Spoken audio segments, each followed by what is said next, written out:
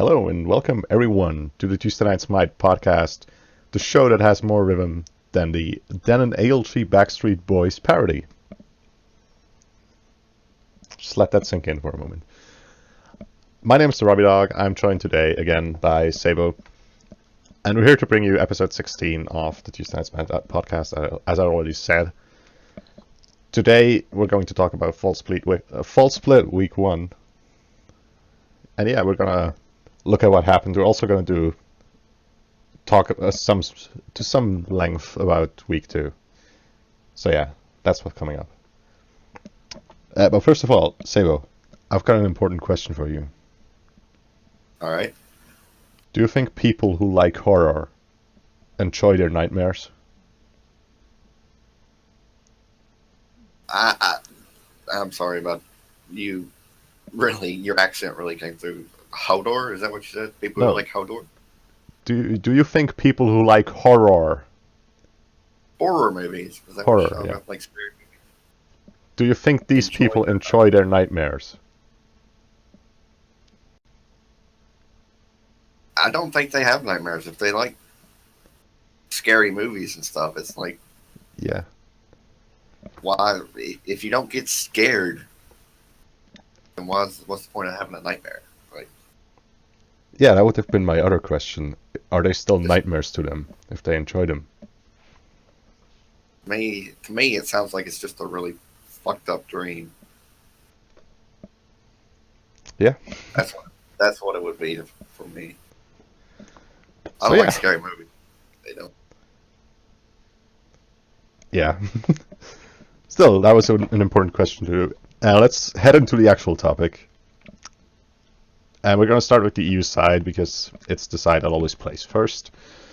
And yeah, we have 4 sets happened this week. We're going to talk about all of them to a certain extent. The first one we had was Poppies against Obey. And I think it was, in a lot of ways, the way people were expecting it to be, right? Yeah, that's not a surprise. This is probably one of the best teams in EU versus arguably the worst.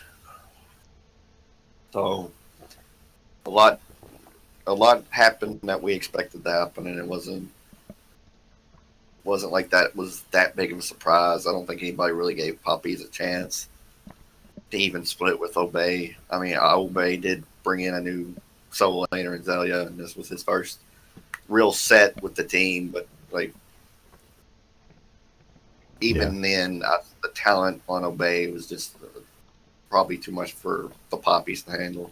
They could have probably brought in somebody like you to play solo lane and still been fine.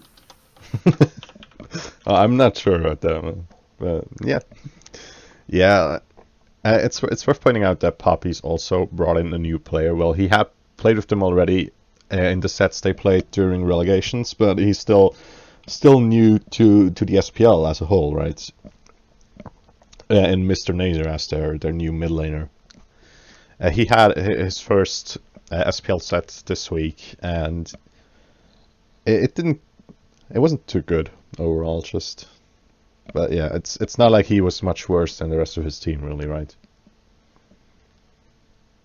I mean, not at all. I mean, he wasn't a difficult matchup against Pretty Prime and Captain Twig, but even then, wouldn't give him that much of a shot. He is brand new to the league, and he is in this particular matchup going up against probably the best mid laner in the EU, if not the world. So, I mean, it was even probably the best mid laner on a Raijin, on a character that was not considered good until he was brought out like 6 times this weekend.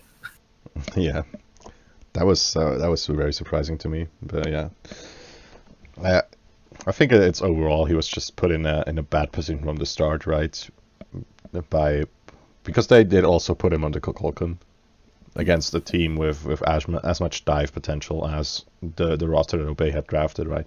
Because if you look at their team, an Osiris and a Saket just by themselves can dive that snake and blow him up all the time, and it's going to be really hard to deal with. Yeah, Kukulkan struggles against gods with a good amount of mobility. I mean, a lot of mid laners do. Zeus and Ra are also two that come to mind. But like, really, any character with low mobility struggles against those with high mobility.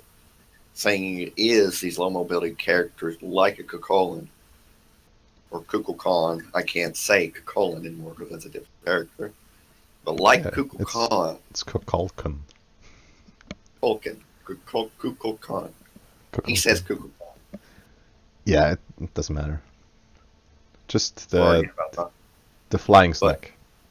yeah, the flying snake. But mobile, he's got the one ability that increases his mobility, and that's very small. He's not going to be able to outrun a Serket, right? He's not going to be able to move fast enough to get away from her with all her movement abilities. The one area that he probably has the advantage in that Serket is he's got a lot more power just on his base stats and kit. And the problem with that is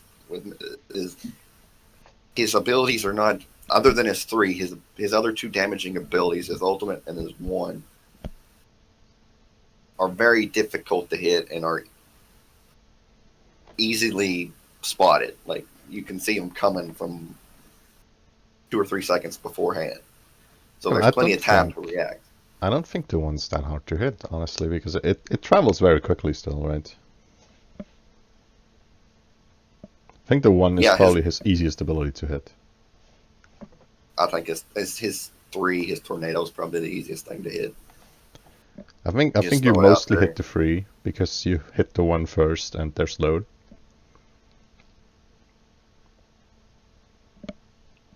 But yeah, because the three has a long casting time, right? And most people, if they know it's coming to a certain degree, they're going to walk out of it unless they are CC'd in some way. For example, unless they are slowed, which Kukulkan's one does.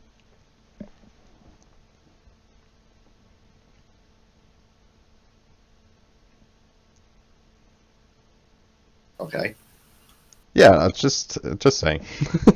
I don't think his one's that hard to hit. But yeah. Anything else?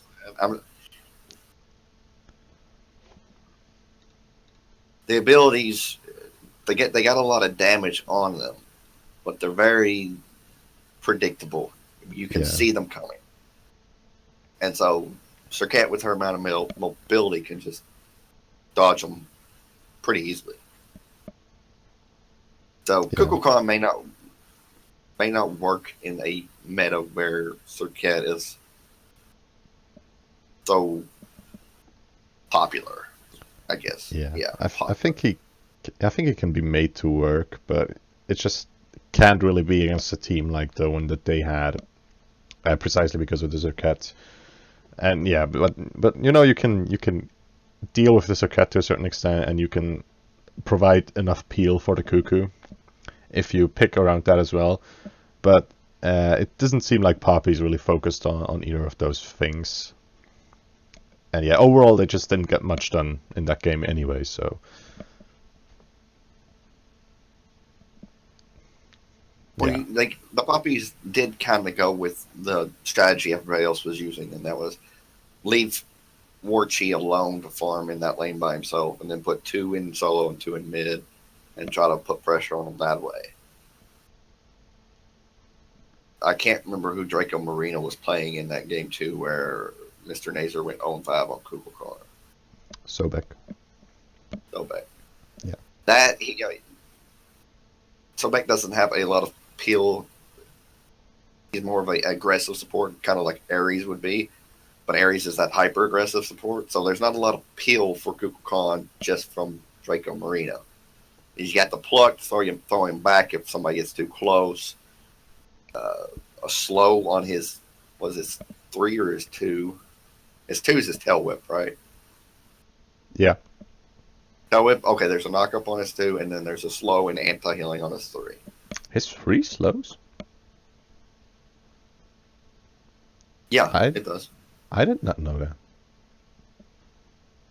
It's a very small slow, but it Oh. slows them for like 10. It slows them by like 10% for like 2 seconds, and then Oh, you don't hardly notice it.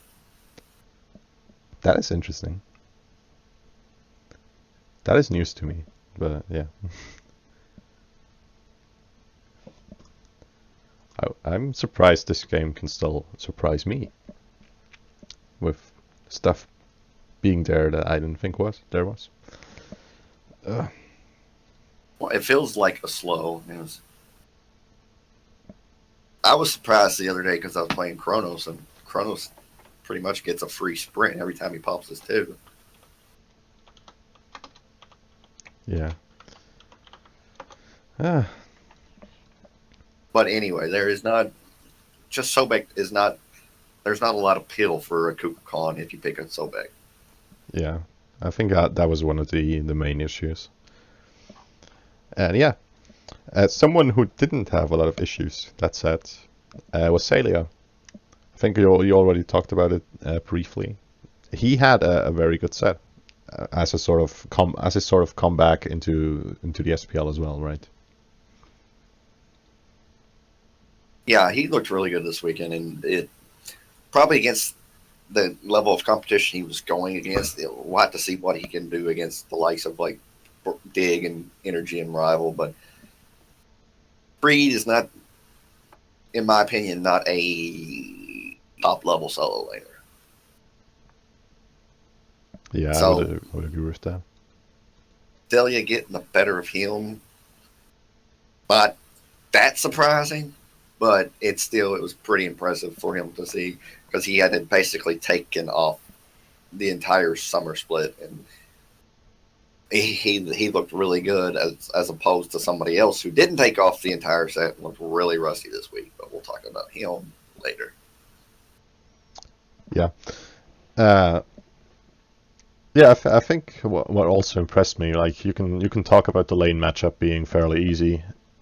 What impressed me as well was the sort of impact he was having in the late game team fights as well, when it wasn't just a 1v1 in lane against Creed, right? Because there, I think he also looked really solid and had a very high impact as well.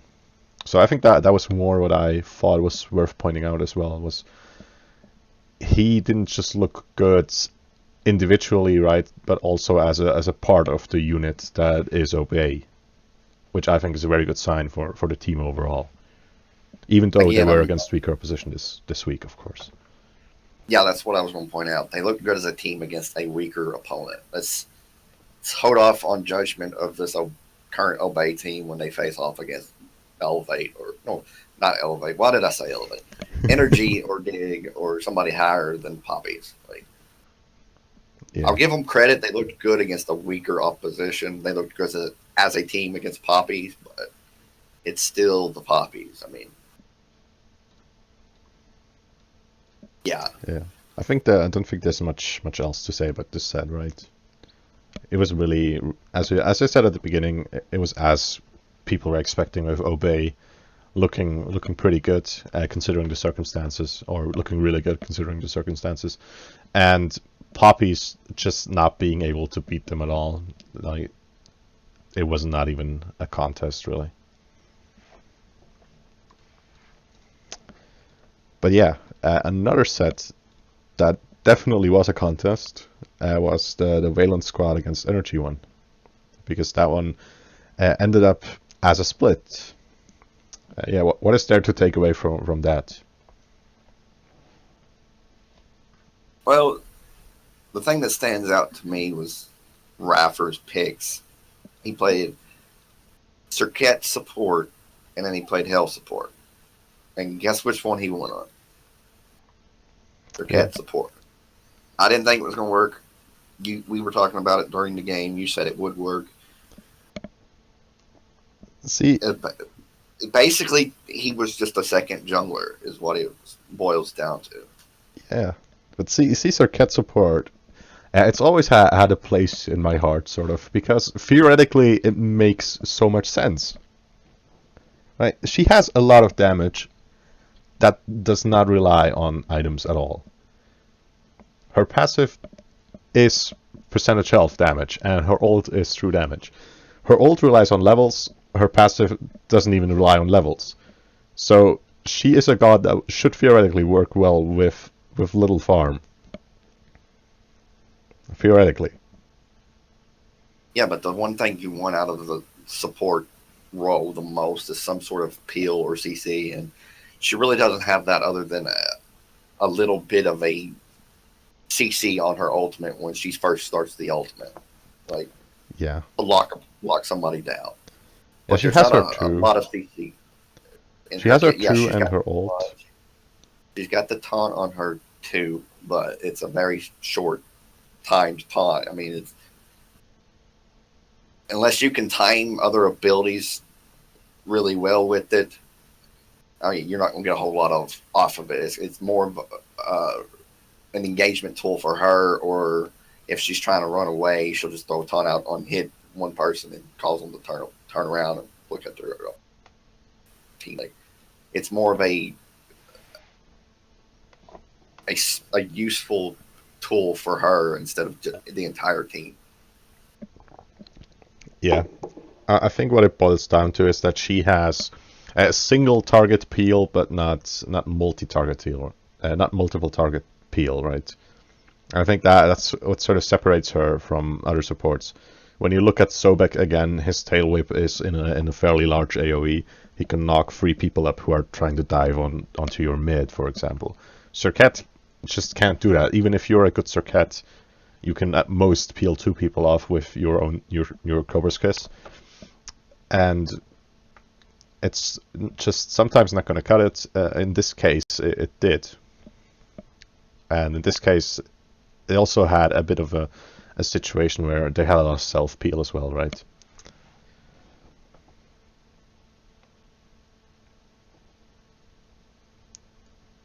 Just on the individual characters that Energy was playing in that game. And obviously, they had RTO solo. Yeah, they had a frontliner with enough CC in her kit, and apparently RTO's really annoying because of the amount of CC she has. And you can kind of, like, if you put her in the solo lane, you can kind of get away with some of these weirder picks in the support role.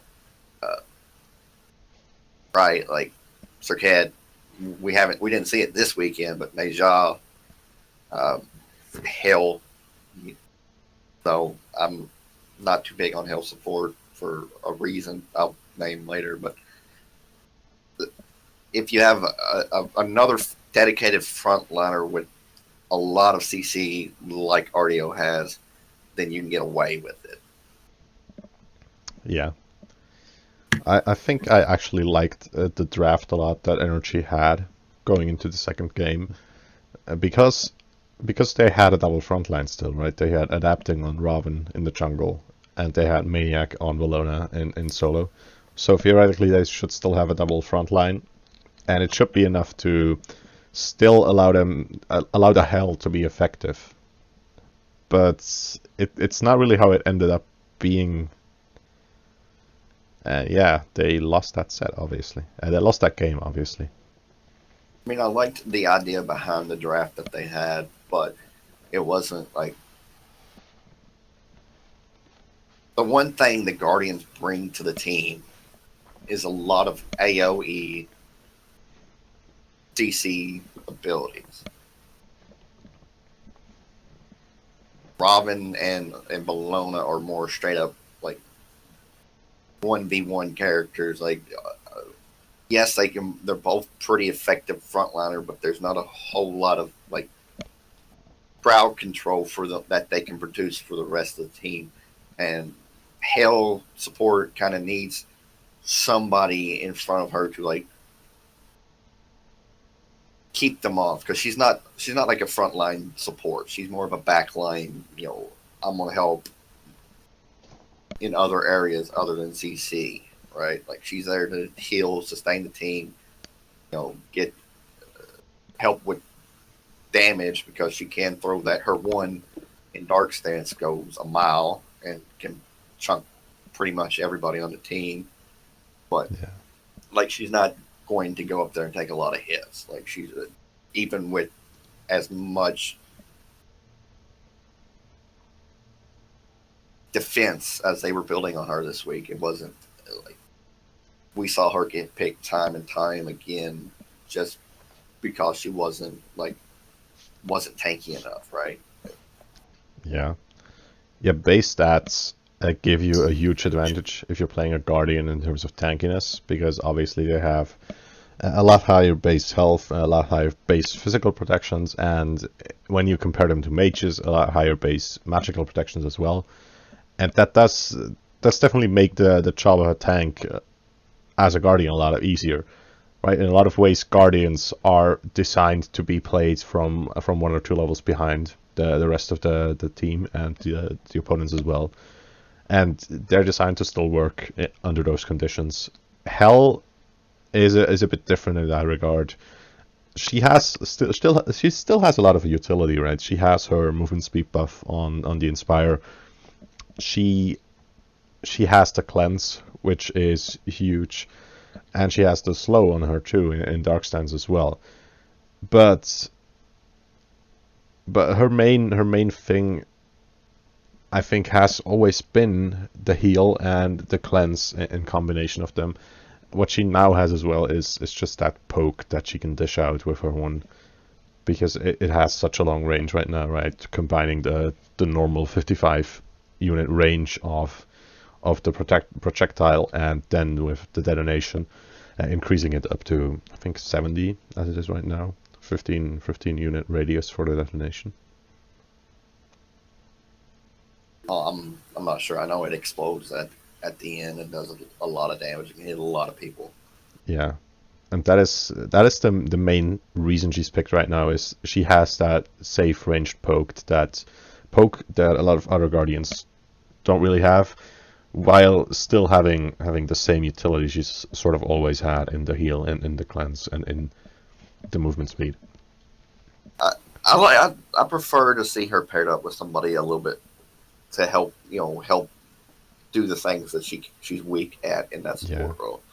Like if you saw her paired a lot with Raijin this weekend, a Raijin mid, and that was because he has the taunt and the fear on his ultimate. He can do a lot of the CC during the team fights that she lacks. He can bring, but with the two warriors not having a lot of like AOE CC abilities and more of a I'm gonna fight you head on head, and that's that shows off her weakness because she has to put herself she has to be really careful with her position to not really put herself in any kind of compromising positions. And we saw that so many times this weekend. That the LG set where the 4 walls really hurt Wubbin. You have to be very careful with her. And so I like seeing her paired up with somebody who can bring things she lacks. I would have, instead of a Bologna solo, maybe like a Sobek or a Ymir or somebody like a Wukong solo, somebody who has that peel that she lacks that they can make up for. Yeah, I think that's the other big issue. If you're putting so much emphasis on the Hell herself, she becomes an additional target that you can dive in addition to mid and ADC, right? And if you don't have the peel to then peel for those 3 targets, well, when they're 3 now instead of usually 2, right? You run into a bit of a problem. Always. That's why she's still a risky pick, I think, even though she is definitely good right now, in my opinion. Oh, she definitely is good. It's just does the risk or the reward outweigh the risk? And the meta's kind of going towards that 3 frontliners, the warrior jungles, the RDO in the solo lane, where you can get away with somebody like her in the support, but you got to have somebody else. Like these the areas where she's weak, you have to have another frontliner that is strong in those areas. So I don't mind her being paired up with the two warriors. I would have just probably chosen two different warriors. Yeah. I don't I don't think I like it on energy specifically because of something that I already mentioned last week.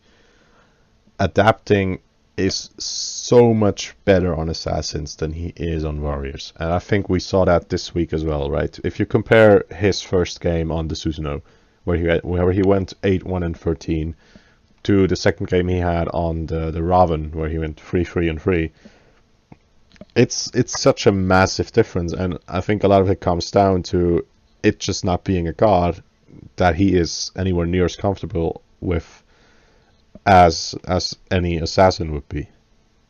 I just I boil it down to the playstyles, the difference of the playstyles in a warrior and an assassin.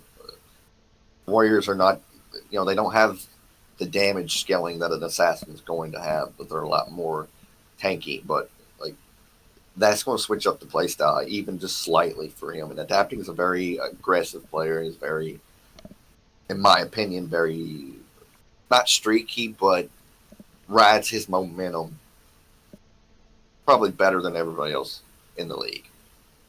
Like when he's got momentum going in his direction, which he can create that momentum with these assassin junglers. Like, well, Ao Kuang's not an assassin technically, but he's an assassin.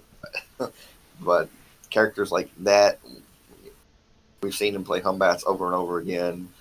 Serket, he likes pretty much any assassin with any sort of like streaky like brutalize. Like if you can get a couple kills with brutalize, you can just ride that momentum throughout the entire set. I think he does that better than everybody else in the league. Just on the warrior jungles, it doesn't really allow you to do that. You're there more for the late game team fights and the setups, and that's just kind of not his play style. He kind of likes to stay on the fringe of the team fight and pick people off as they're falling back or so. But I agree. It's just he's not fitting well into this warrior jungle meta. Yeah. And well, the question then is this something that Energy has to be worried about? Looking at how this week went, how they didn't find success with it so far, or is it a problem that's essentially going to solve itself with the next patch, which is going to be coming out later this week? I mean, the patch should help it a little bit, but I'm still. Sorry, I had a hiccup. I'm still looking at these SPL teams and valuing these third frontliners, these tanky junglers, and I don't think it goes away just because they get a couple adjustments in their movement speeds and their base stats. Right? It's still going to be there because I think the teams like it. We could see some more assassin junglers and going away from the warrior, but we're still going to see we're still going to get plenty of warrior junglers, right? It's not going to totally go away. It should help energy more than it does everybody else because adapting is so good at these assassins, but it's not going to take that away. I mean, Kilo Fred and Captain Twig, Scream in North America, they're all still going to be playing these different warrior pigs. Yeah. Yeah. So do you think the main reason people are picking them is because they prefer the triple front line right now with having a tanky jungler, tanky solo laner, and a tanky support as well?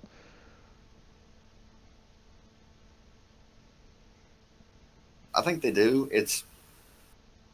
It's more if you look at other than Hill, if you look at the supports that are popular right now, the Terras, the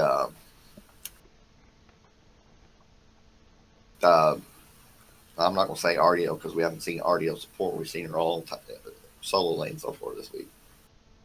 Or did she play one game in support? I think. Pretty sure she did, yeah.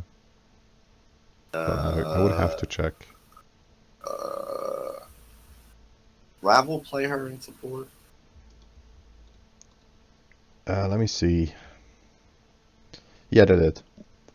Didn't do well.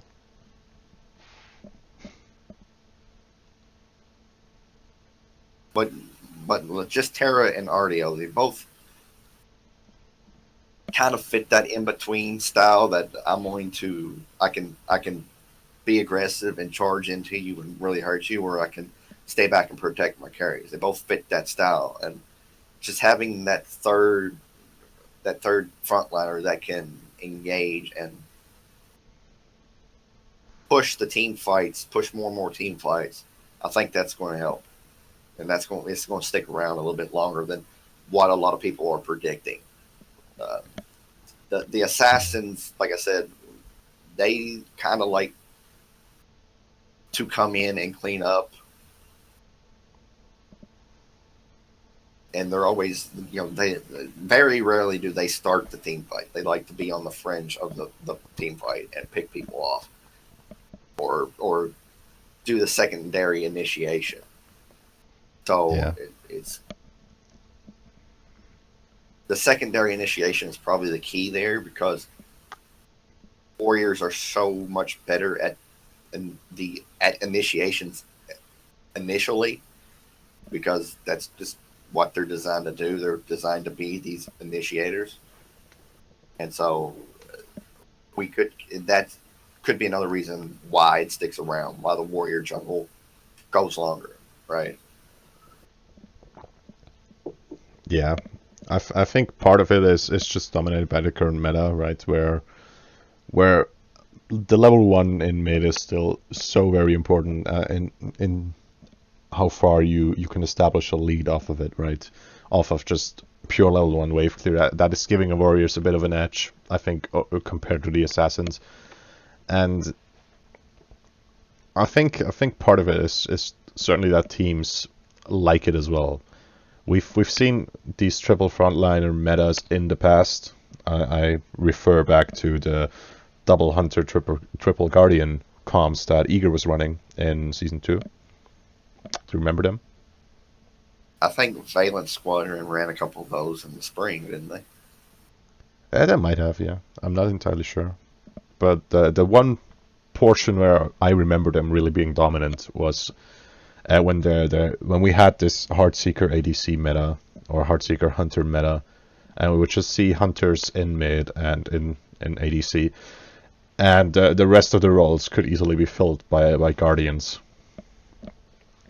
And yeah, the thing I wonder then is when we look at it again is if this is the type of meta that's going to be prevalent for the rest of the split or for the rest of the year even, where does that put energy, right? Because that type of meta puts a lot of emphasis on your mid and ADC to carry the games, and it puts them less so on your jungle. Uh, do we think adapting in these type of circumstances can still carry energy to big victories in big games? Well, I'm not sure that the pressure is on adapting. I mean, as long as he can stay relatively effective in the games that he's even plays these warrior jungles on, if he can stay relatively effective, like the 3-3-3 Ravana, wasn't his best stat line game, but he had a few good initiations and wasn't really hurting his team. With this meta so focused on the mid and the ADC, I don't think, maybe Obey might have a better combination than Energy, because Yaman and Emilito are two really good players. I mean, they can carry the game in their own right, and so having to rely on them, I don't think really hurts Energy all that much. I mean, it's, to me, is can adapting stay relatively effective, and can Rafford not do what he did on a Hell? Can he avoid these weird picks in that support role? Just go back to the stuff we're used to seeing. Yeah. but I think the set overall sort of went down the way that at least I was expecting it.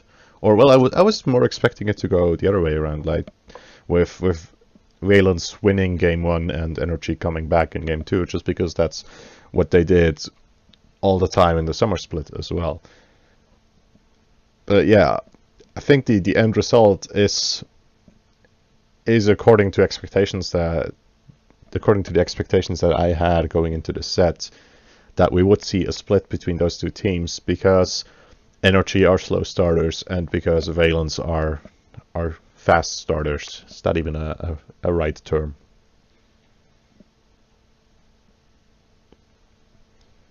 I'm not sure. I don't know. I Yeah, mean, you picked the split. I went with the 2-0 for Energy, and it's.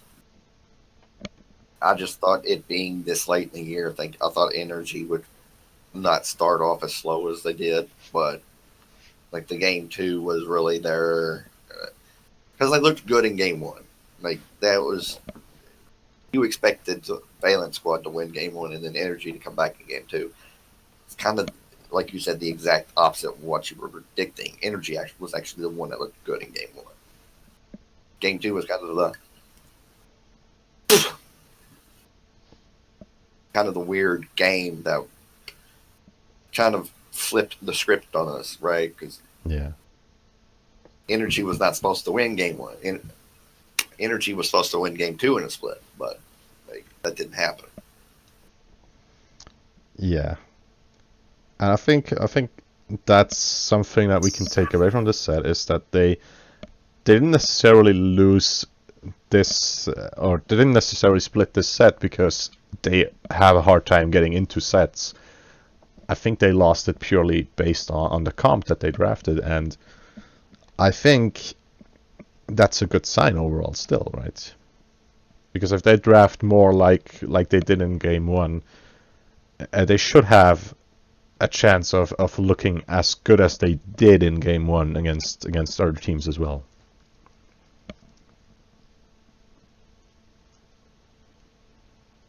But not necessarily by drafting Circuit support though. I would stay away.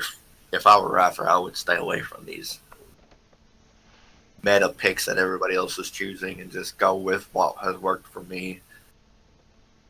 Ymir, Khepri. I mean, with the changes recently to the items that the supports usually get, the Savagery and the Heart Ward, with those two items no longer being must-haves, it opens up the role to some of the characters and some of the Guardians he's more stronger on, right? Like Ymir should be a decent choice, especially if Hou-Yi is going to be so prevalent. If they continue to teams continue to band out Terra and Hou-Yi is still Hou-Yi is still somebody they're going to pick. Who else has a wall, a player created wall outside of Thor and Ymir? Like, so I would just stay with what has worked for me in the past. I mean, the meta has opened up the support role infinitely, but don't fall into that trap of I'm able to play everything. Just Yeah. play what has worked and play what works for your team. Yeah, I think that's what I would most like to see as well. Yeah. Something that I liked to see this week as well was Elevate against Burrito, especially the game one that they had. What did you think about that? What is what is there to say? Elevate. And Elevate took it to him. I mean, Mr. Stefan on the Medusa mid looked really good in game one. I mean, the Cherio Athena taunts, the Nox Dardes lockdown into the Petrify, he was using for the damage and not just the setup, like the stun potential. He was using it for the damage as well. So Mr. Stefan looked really good in that first game, whereas nobody on Burrito really. It was 20-2. That was the final score, game one. Yeah. Nobody on Burrito really had a good game that first set. I mean, Chalk solo, kind of a weird pick, but it was also up against the Guan Yu solo. Um, the Athena jungle and the Nox support is what made it work so well. But they also ran that in game two, and it didn't work so well. But game two, Johnny went off Ao Kwong 10-1-6. Like Johnny was the hard carry for that game too. Yeah, and I think in a lot of ways he was set up to be, right? Just based on him being Ao Kwong. Being Ao Kwong usually puts you into a position where you are supposed to be the guy who carries this game for your team. And that's exactly what he did. You know who stealthily carried game one though for Elevate? Dardas. Because Dardas actually ended up with the top kills in that game. And I just think that's hilarious. Well, the Nox supports you're supposed to have, like if you're going to play Nox support, you expect that if there's enough of a setup for her, which there was, Jermaine on Kronos had the time rift stun, petrified coming out of Mr. Stefan, the taunt from Cherio. There's enough setup there for the Nox that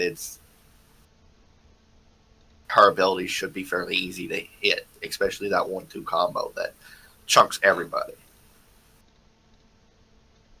Yeah. Still just think it's great how Dardas is carrying games from the support role.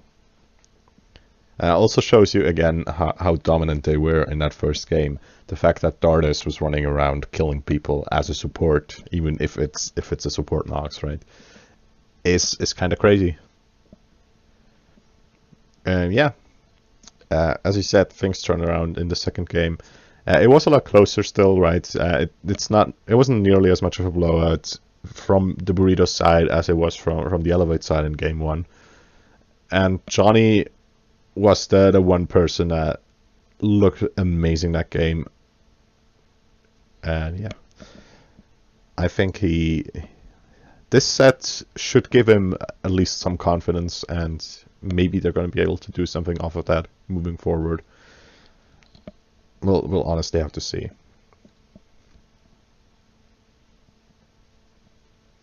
Well, see, the reason why Elevate was able to get a game one win, basically because of it comes down to their draft. Yes, the Guan Yu solo is a little weird, and Athena jungle is not something we see a whole lot of outside of Cherio's own type playstyle, but they in game two it was Ravana solo and OE mid, which apparently they thought Medusa was the problem because they banned out Medusa but not the Guan Yu. The draft in game one, you saw how it was supposed to work. Cherio dashing in, getting the taunt, the damage from the other three, and then no numbers there to sustain everybody up. Like, it was fairly clear what they wanted to do in game one. Guan Yu wasn't banned. Why not go back to it? Yeah, he went 3-0 and 14, but his sustain, he brings a good amount of team sustain. Even if it is a weird pick, I mean, you made it work. I mean, go with it again. If it's not banned, go with it again, because it was really that sustain in game one that really helped them blast off to a lead. See, so my didn't question, have that sustain in game two. Or I think what it also comes down to a lot as to why they didn't pick the Guan Yu again was the matchup, and I'm not entirely sure in which order the different gods were picked. Right? Was the Chalk picked after the Guan Yu, and when was the Herc picked in game two? we'd have to go back and watch the VODs for it. But See, because if the Guan was picked into the Chalk, I can see the reason for picking him, because Chalk has no way to cancel Guan Yu's clear, and at that point in time, I think he becomes a viable solo lane choice. Hercules has that option. And against the Hercules, I would not want to run a Guan Yu, even with all the advantages that he has going into the late game, because you're going to struggle even getting to the late game. And additionally, in addition to that, they had a Raven jungle in game 1, right? Raven jungle is usually going to have a hard time trying to kill the more tanky targets like a Guan Yu solo. Whereas an Ao Kuang does not struggle anywhere near as much with that. So I can see their reasoning for going with a different choice. And we have to also consider that Ravana is a very high priority pick right now because of how he works in both lanes, right? Duo, jungle and solo, of course. So deciding to pick him away from the other team is also something you can do, even if it didn't perform well necessarily during the first game for Burrito.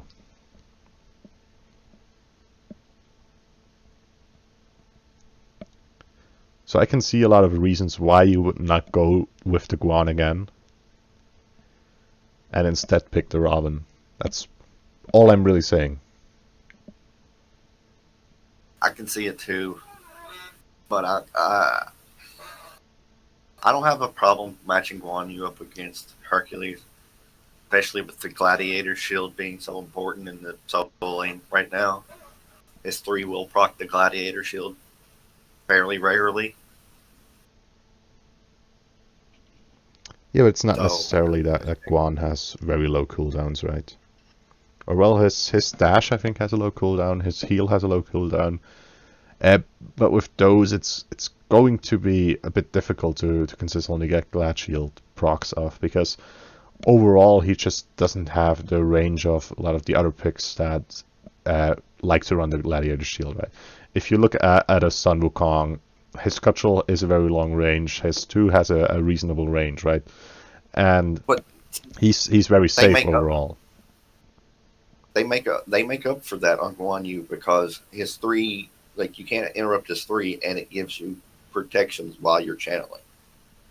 So he's getting base protections while he's channeling his 3 and the procs off the Gladiator shield, and you can't be interrupted during that. So he's fairly safe if you can play him effectively. And yeah, I think... I don't see... Go ahead. You can, I don't think Hercules Dash interrupts Guan Yu's 3. It does. It's a stun. Like, it still has the stun component even if you can't push someone back. Or the stun is before the pushback even, I think. So it will stun you out of your free if you're Guan Yu.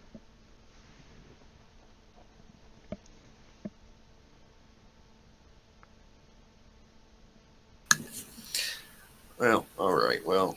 Yeah. Like, there are other similar types of abilities where it doesn't work against Guan Yu free, like a Tier Fearless, for instance. Or who else has a dash? I know freaking Anubis can't get knocked back when he's channeling his 3. Well, with Herc he still can, I think. Trust me, I know that for a fact because I've played against an Anubis as a tier who has the same ability to push back people like Hercules does. No, but Herc applies a stun before the push.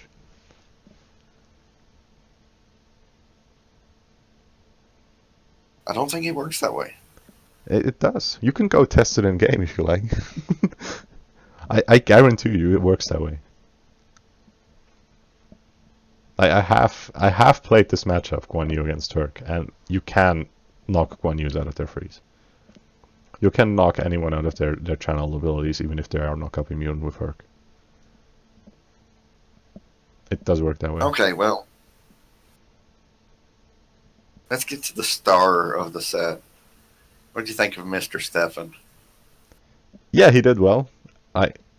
if we consider that it's also one of his first games in the SPL, or at least the first one for this year, I think, or for this split, at least. Well, it's the first one for this split for everyone. The first one on this roster. It was impressive, and that, well, it is good for him, right? Having a chance to shine in the likely one set that he's going to be playing in the SPL for this split. But is it good news for Elevate, considering that the issue they had in this set wasn't necessarily the mid laner, which is the one thing they're changing going into the next set?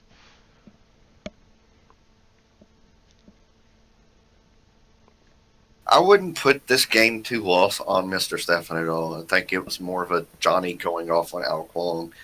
Mr. Yeah. Stefan played well in both games. It was really like, yes, he's a downgrade from Nalissa, but he's still, he did exactly what you wanted him to, and that was just be safe, play the role, play the god that you're given, in which he did play the hunter mid lanes twice, and so it wasn't, nothing that went wrong for Elevate in game 2 was really his fault. Yeah, I agree with that, and that's what worries me, right? If the one thing that you are changing isn't the thing that caused your loss against a team like Burrito, even if a player like Johnny went off as much as he did, because then you have to look at other teams, right, where you have multiple players who are more likely to go off in the same fashion than Johnny is. And then I think it's worrying. It's worrying me in the sense that if this happens against Burrito with a team that with Stefan not being the obvious issue, how do you solve the issues that this team has?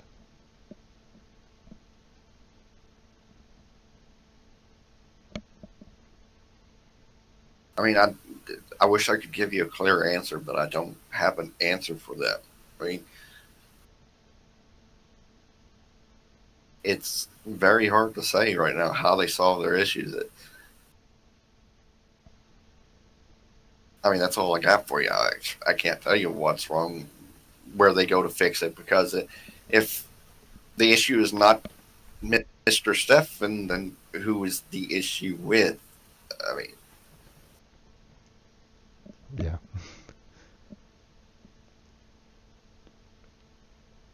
So yeah, it just worries me once Elevate starts facing the higher tier opponents, because in this form I have a hard time picturing them taking games off of those. They're not going to roll over like Burrito did, most likely. I would be very surprised if they did.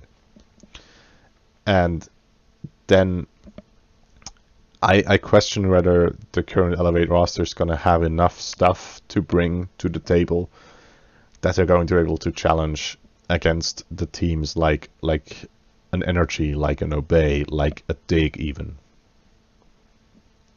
Or even like a rival. So yeah.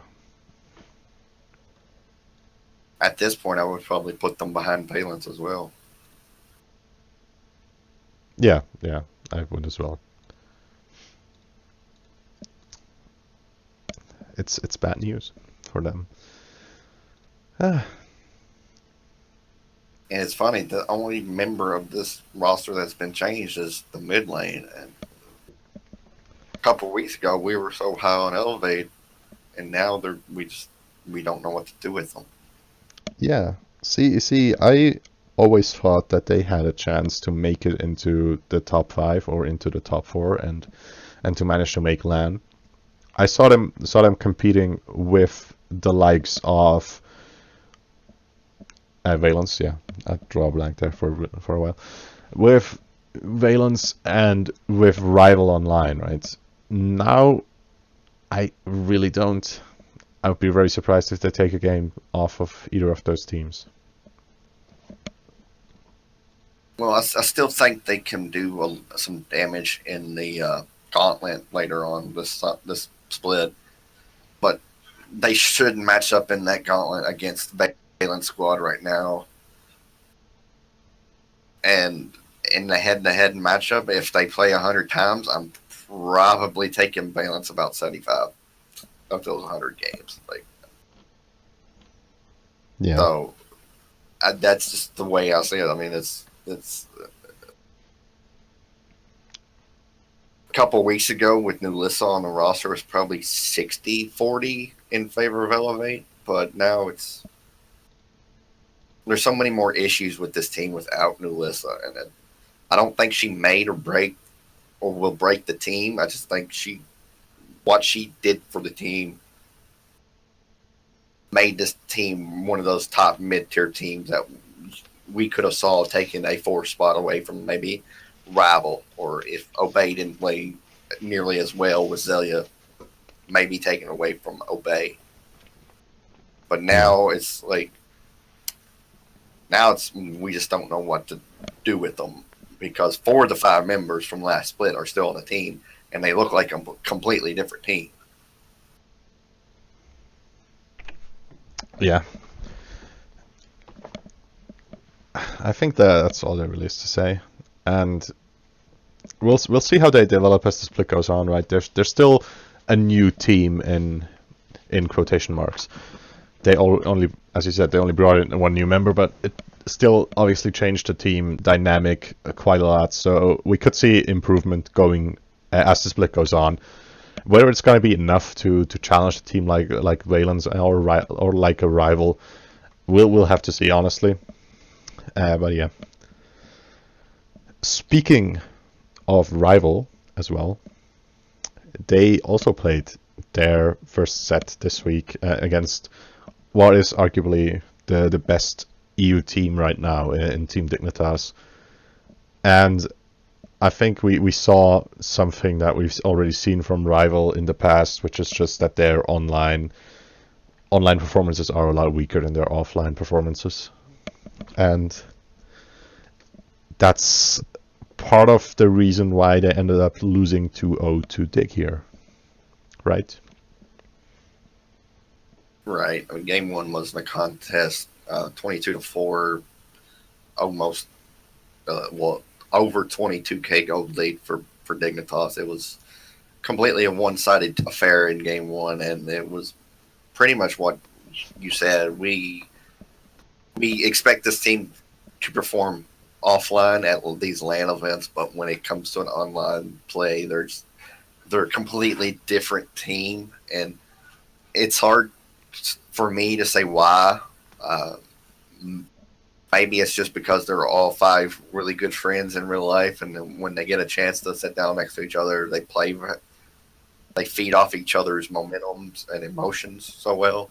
But like, the team is very much, it's a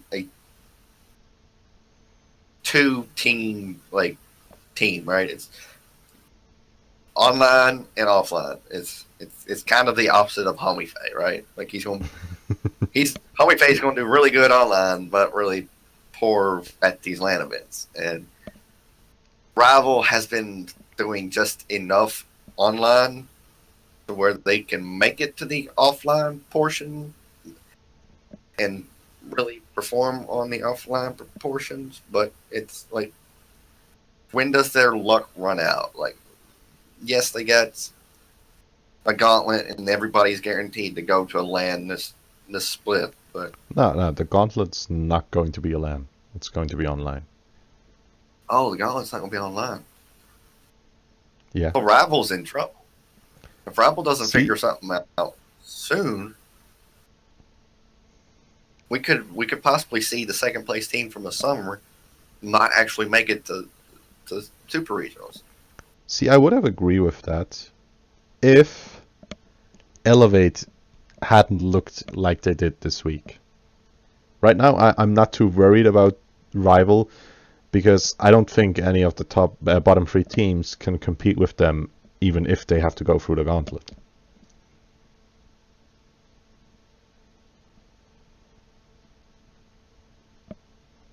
Yeah. Okay, I get that much. But given the fact that what we just said about Elevate, if they can fix their issues and Rival doesn't figure out how to play online, Elevate can still upset them in the gauntlet. Yeah. But again, But I'm not going to call that unless we actually Elevate, see improvement. Elevate's got a long way to go. Yeah. But we still need to see some improvement from Rival during the online stages, during these next 7 sets or 6 sets. Yeah, 6 sets. It's not 7.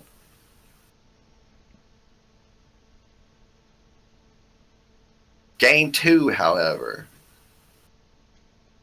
that was a good game all around. Yeah. Well, it was just a lot closer in general, right? I think we didn't see QO look anywhere near as good as he did in game 1.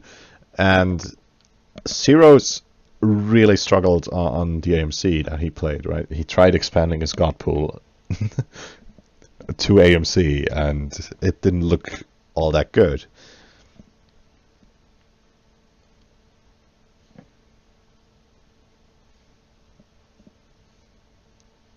Yeah. Well, what did it come down to? Why did the Rival look so much better? Well, I already kind of said it, but why did the Rival look so much better in this game than they did in the first one? Just a lot more mobility, I think. Look at the comps that they drafted. Bologna and Erlongshin for Deathwalker. Kind of the same when it comes to mobility. So there's a wash there, but we had Bologna's Deathwalker's Bologna, but not Bologna's Death. What was I saying? Deathwalker's Bologna is top tier. One of his best gods. Just looking at the rest of the matchup, the one mobility, Nox for Wolfie in game 1 is not very mobile. Camazot's, if her dash is down, is she can't get away from Camazot's ultimate. That's why Wolfie went to Yanis in game 2, able to port through walls and really separate himself from Cubo when he had to. Jingwei for Vogue, just agility from her 3, her dash, which is oddly enough named agility, makes her a lot more mobile. It's just like the mobility was a lot better in game 2 for Rival than it was for in game 1. And if you can separate yourself, put yourself out of Camazot's range, then you can pretty much effectively shut him down. And that's pretty much what we saw the difference between Cubo Fred in game 1 and Cubo Fred in game 2. And plus Variety was on tier in game 1, so it was like, you're not. Yeah. I just talked about Deathwalker's Bologna. Well, Variety's tier is probably better. Yeah, they're both sort of namesakes, right? We have Variety here, obviously. He gave that character his name, basically, or he. Like if there's a nickname for you on a certain character, you're probably pretty good on him. And Deathwalker single-handedly brought Bologna back into the SPL, right? So those are both insanely good picks for either of those players. And yeah, it does make a difference. And yeah, I think what you said about the mobility also makes a big difference in how high Cubo Fred's carry potential was. And again, I think putting Zeros on such an immobile god as AMC just gave them way too easy of a time to pick him off over and over again, which is what happened, right? He was 0-4 and he was 0-4 at some point in that game. I think only around 15 minutes in or something. And that is obviously a massive issue if you're falling behind that far, and especially if you're feeding someone else that much. Yeah, it just gave Rival a lead. They were not able to close out on that lead, but as we said, Rival's not the best online team. If this type of dig comp faces up against a team like an Obey, for instance, and has as poorly of a start, would this be enough, right?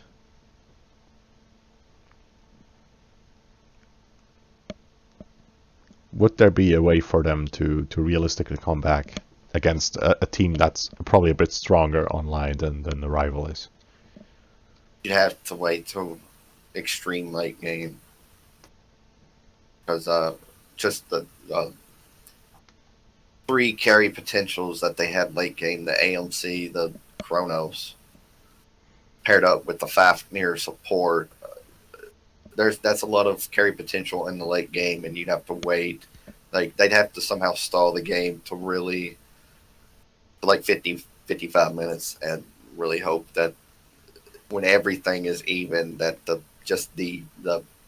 pure damage and attack speed that you're getting from those three characters are enough to bring them back. But I would say it would be very tough against a team like Obey, if we're using Obey as an example. Now, if we put this matchup at a LAN, this exact matchup, these exact team comps, Dignitas versus Rival in this situation at a LAN event, that may be a little bit too much asking from this team comp. Yeah. Yeah, I think we saw the good side and the bad side of Dig. I think in this set, honestly, where they had an amazing game one, they had a lot poorer game two, and it was still enough, right? And that's a good sign overall, because if you're able to beat a team like Rival, who are online, are still a challenge that you have to overtake somehow. If you manage to beat them falling this far behind at the beginning and managing to recover and come back, it's still a great sign as to how your team overall is performing. Even though there are some more somber notes within it that can make you a bit worried. And yeah, I'm not sure if we're going to see a game as poorly as that again out of Dig, just because of what we've seen from them last split. And at DreamHack, right, they looked very dominant overall. So yeah, I'm not sure if yeah, go ahead. I think this set really, with Dignitas putting their games against Rival behind them, I think this could pretty much mean that their toughest test is behind them. We don't know, like, yeah, Obey played amazing this weekend, but it was up against the Poppies, and we haven't seen them against a top tier team yet. We expect them to be good, but with a new solo laner up against this Dignitas team, it could very well be a challenge. And same spot for Energy. We talked about the meta not really favoring adapting and how his carry potential. So this could be, Dignitas putting their toughest test of the season behind them. Yeah, at least as it's right now. Yeah, I think that's a possibility as well. That due to all the roster changes that have happened, we might see these two teams actually being the best two in EU during the split, which would be a bit interesting, right? Again, because Rival's not known to be a great online team, but yeah, I think overall it's just going to be really hard to take this number one spot away from Dig, due to what we've seen and due to the roster changes that have been made, that we've pointed out already. Even if both the new additions to the rosters have looked pretty good, in this week, right? Both Maniac and obviously Celia had good sets overall, and it's still questionable whether it's going to be enough to beat Dig, but we're gonna see that at some point. So yeah. Is there anything else you want to say about the EU side before we move over to your side of the pond? I didn't think it was that exciting of a weekend for EU, to be honest with you. There's nothing that really stood out that we didn't expect. Yeah. See, that's because EU is consistent.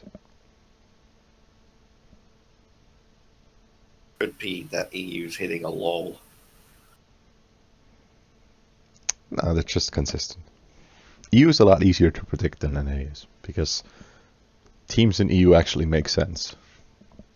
Could be that EU is starting to stagger a bit and stale out.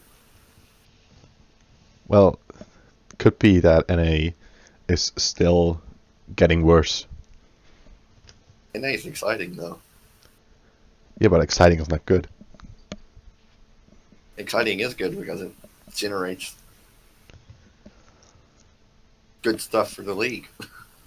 NA, the reason NA is exciting is because good teams underperform a lot of the time, and that's not a good thing.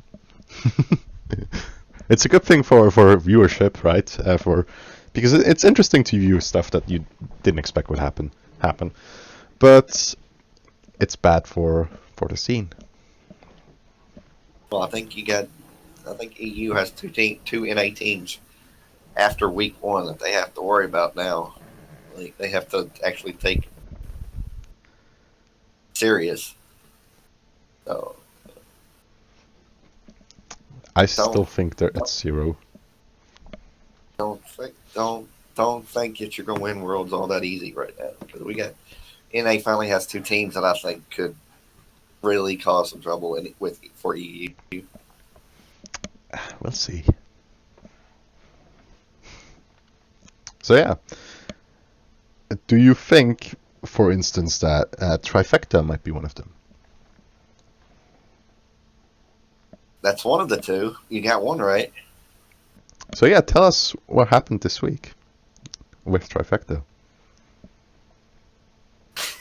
42-3 across 2 games. That's the kill total for both teams.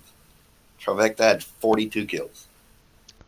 A Mighty Storm managed a meager 3 kills, and they were all on Snoopy.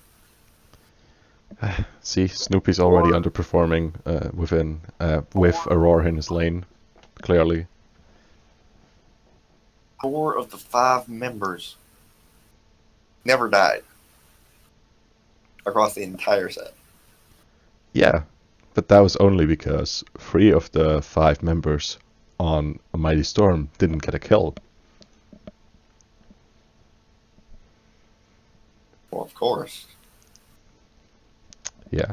But in all fairness to a Mighty Storm, we didn't expect them to win.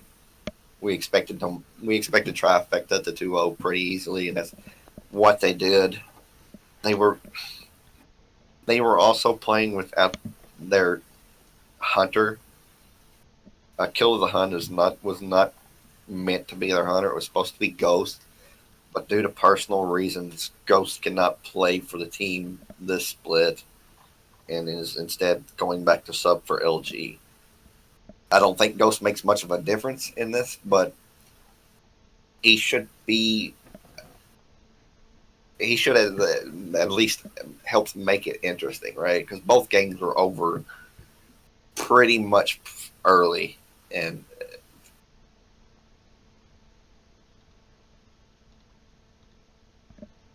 Yeah. Yeah, I think lacking Ghost was a big issue for them, because we've seen Ghost be a big reason in why they won games in the past, because he is a really good hunter, and Aquila or Aquila or whatever didn't really look like he was able to replace him in a great way. And I think overall it's just, this could be sort of a nail in the coffin, or the nail in the coffin for this Mighty Storms roster and their chance to really do anything in this split, because they looked terrible in this set. There's no really other way to put it. This didn't look like a team who's going to win anything, in my opinion. Yeah, it really looked like it was Uzi and 4 other amateur players. Uzi was really he didn't get a kill, but he was really the only one that was effective anyway. And so it looks a lot like it's a one-man team, and Ozzy's just trying to do the best he can and show the best he can, and hopefully he gets picked up by somebody and gets off this roster, because if this is what we can expect from them, it's an easy 2-0 for everybody else in the league. Easy 2-0. Yeah, it should be at least. Everything else would be a huge surprise. And yeah, I think, I think they might be the new Flashpoint. See, I knew you would bring that up. I knew after the game was over, you would bring that up. Like, it's been 2 days. I could have told you 2 days ago that you were going to bring that up. But yeah, because it's true. The main difference between this team and that Flashpoint team is that all 5 of these players are fairly new to the league. Even Ozzy. Ozzy's only played 1 full split. The Flashpoint team we had last split during the summer, Shadow Q had years on everybody else on the team. They had some leadership from somebody who actually knew how to play in the league. This Mighty Sword team doesn't have that. So what you're saying is, I think they lost it with Ghost, because Ghost and Uzi were the only 2 players on this team with any kind of experience. I'm not counting Vivian's run through the gauntlet with ALG, where he played maybe 3 games. So what you're saying is they're even worse than Flashpoint. Yes and no. Okay. Yeah, yes, they're worse because you don't expect somebody, a team with this amount of experience to do a lot of stuff. But in the same time, no, because of the same reason. Their lack of experience goes both ways. It's going to make them worse than Flashpoint, because Flashpoint had a little bit of experience, even in the spring when they had Mirage on the team, who's played a good year in the SPL. Yeah, that team had more experience than this team.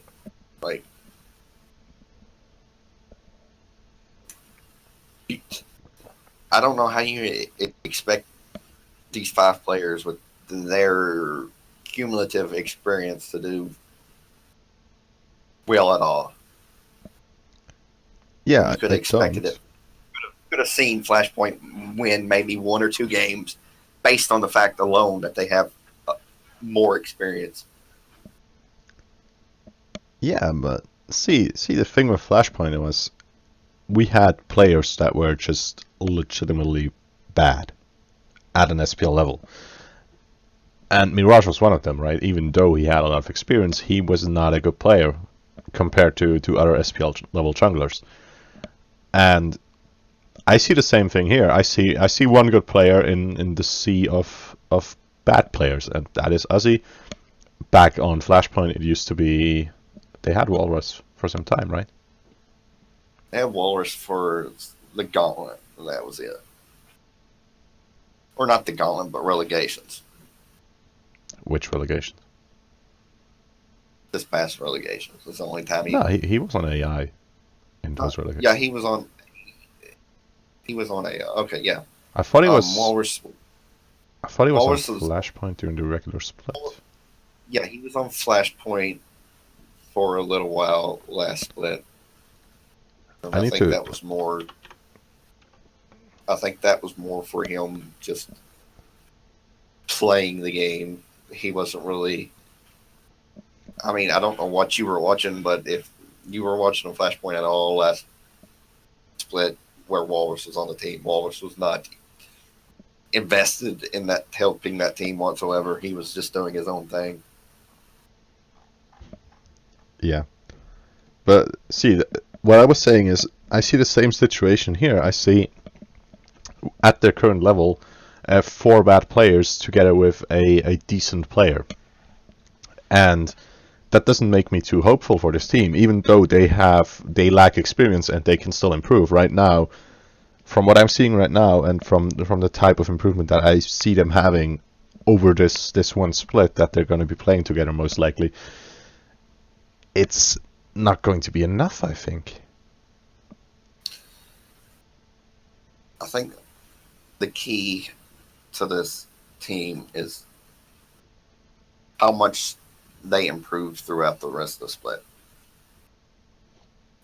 I mean, even if they don't win a game, if they're able to do what Burrito did last split, where Burrito didn't really look like they belonged in the league, but they got better and better and better as the weeks went by and as they got more experience. If this team can do that, I think they could be a hard out in the Gauntlet.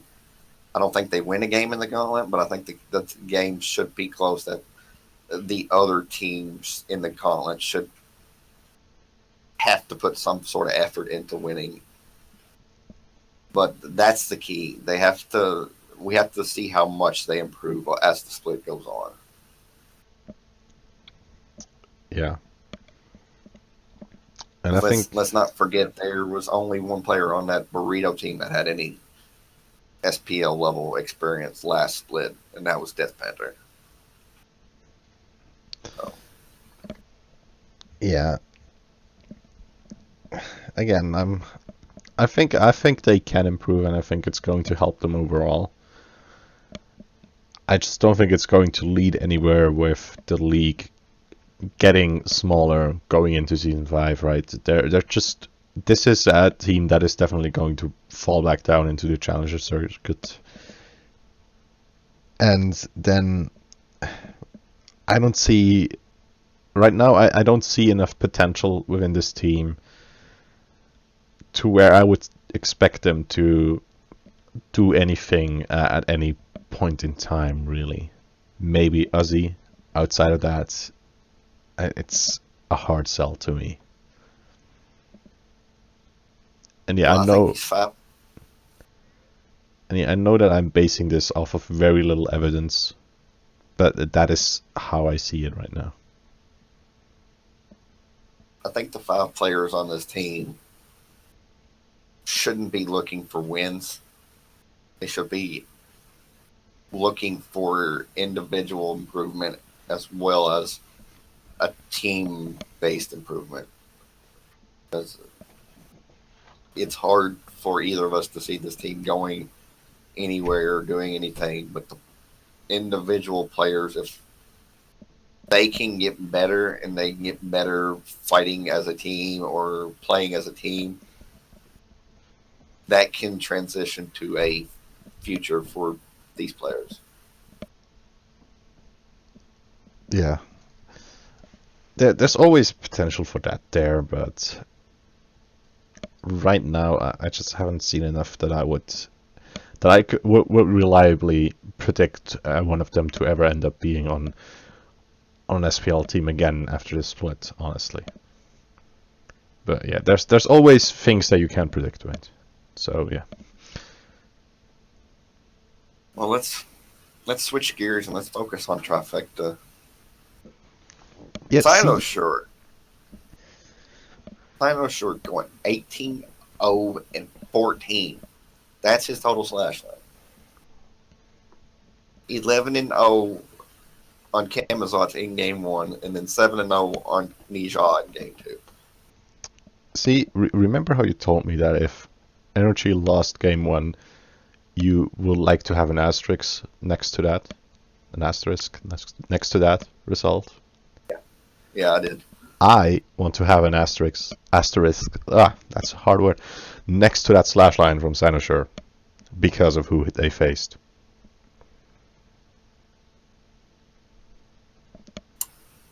Okay, I'll give you that one. It wasn't the best competition, but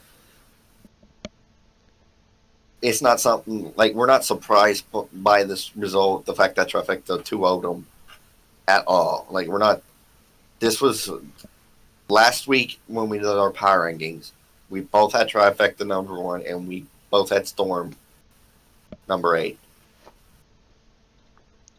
And so, for this to happen, yeah, maybe the gap was a little wider than we expected it to be, but it was not a surprise at all. I mean, Energy and Valence, that asterisk that I would have liked to have if they had ended up losing that game 1 with the Circuit support. Okay, the competition is a little bit closer there. Like, Valence is still a good team. Energy's a 2-time world champions. But they're still relatively close in competitive skill. This is not. This is something we both expected to be pretty much one-sided both ways. Yeah. Yeah, I'm not trying to take much away from Cynosure's success in this set, right? We're gonna have to see other junglers trying to have as much success against this Mighty Storm roster as he did in this set, and it's going to still be a hard slash line to achieve for them. But there's just this but that has to be there when we talk about this performance. And yeah, I'm not sure we can read too much into it. I think, as we said, we're expecting Trifecta to be an amazing team by NA standards, of course, for the split. And yeah, this was a type of result that you were expecting, not necessarily the type of individual performance that you were expecting. And yeah, overall, they're still looking decent. Trifecta looks good in a good matchup against EU teams. They were the only one to win a game at DreamHack. Should probably have won the set, but we've already talked about that. Yeah. Clearly, they were the best NA team at DreamHack. You know, they brought in a new support. Support's not a high, like a row that's going to affect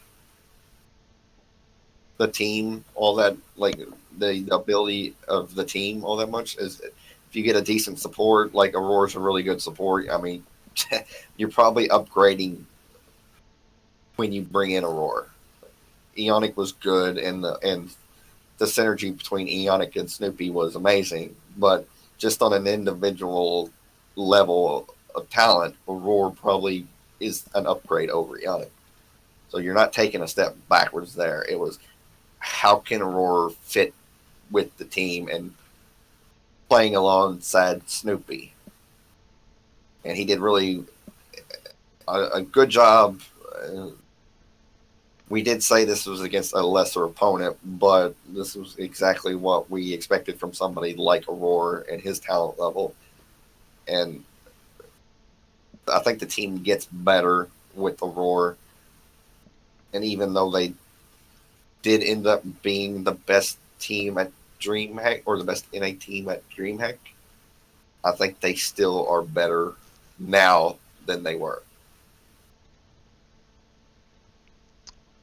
Yeah, I'm not sure I would say that just yet because we haven't seen him play against a better opponent, an opponent that is a bit closer to their skill level or their expected skill level right now, and I want to see them perform against someone like that first before I'm going to put all my eggs in the trifecta basket, right? And Aurora did look good individually in this set. He did look like he would function within the system, and yeah, I have little reason to believe now that it's not going to work well, but it's going to be hard to replace the synergy that Snoopy and drawing a blank right now. Eonic had. And I want to see that happen before I'm going to call this team better than the previous trifecta.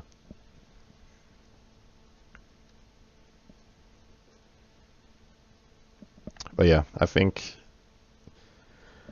they definitely have the potential there because, as you said, Aurora probably individually better than Eonic is. So yeah. Do we want to move on to the next set? Yeah, just one quick thing. I do like how Kiki flipped his scoreline in between the game. Going from 1-0-4 to 4-0-1. It's perfect. Completely flipped it. That was awesome. I just wanted to point that out. That was pretty cool to see. Yeah, it definitely was. So yeah. Now, moving on to LG and Noble. Or Noble and LG. This Aquarius was the star of the show in Game 1. Would you really say that? Or was it Game... Which one was it where he almost sold the Titan? Was it Game 1? I think it was Game 1, yeah. Yeah, it was Game 1, because he was on the column. He looked... The question coming into this week was, at least for me, as far as an LG standard, or as far as an LG point of view went, was how was Aquarius going to fit with the team? And it looked like he was very comfortable and that they were okay with what he was wanting to do. Because he doesn't have to be the star of the team. And he's definitely not the star of this team. But being a good setup man, a good team fighter, and an overall good player, and I'm not saying Scary D wasn't a good player, but he looks like he fits with this team, and I think LG has put themselves in a better position than they did with Scary D on the team. And Aquarius played really well this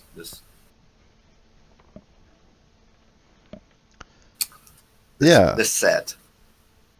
Yeah, I think where they have put themselves into a better position too is looking forward, right? Looking forward towards season 5, how they're going to perform there.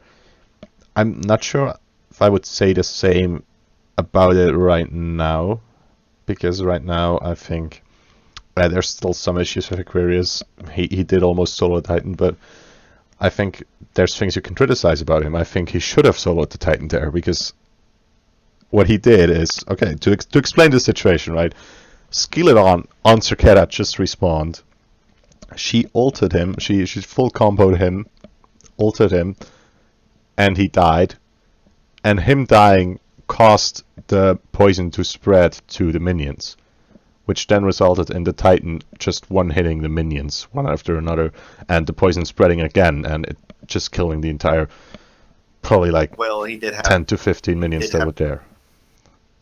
He did have Titan aggro. And when Skeleton engaged on to Aquarius at the end, but when a player engages another player, the objective aggro, it works the same way with towers. If Aquarius damages Skeledon, the tower is going to change aggro from the minions to the player.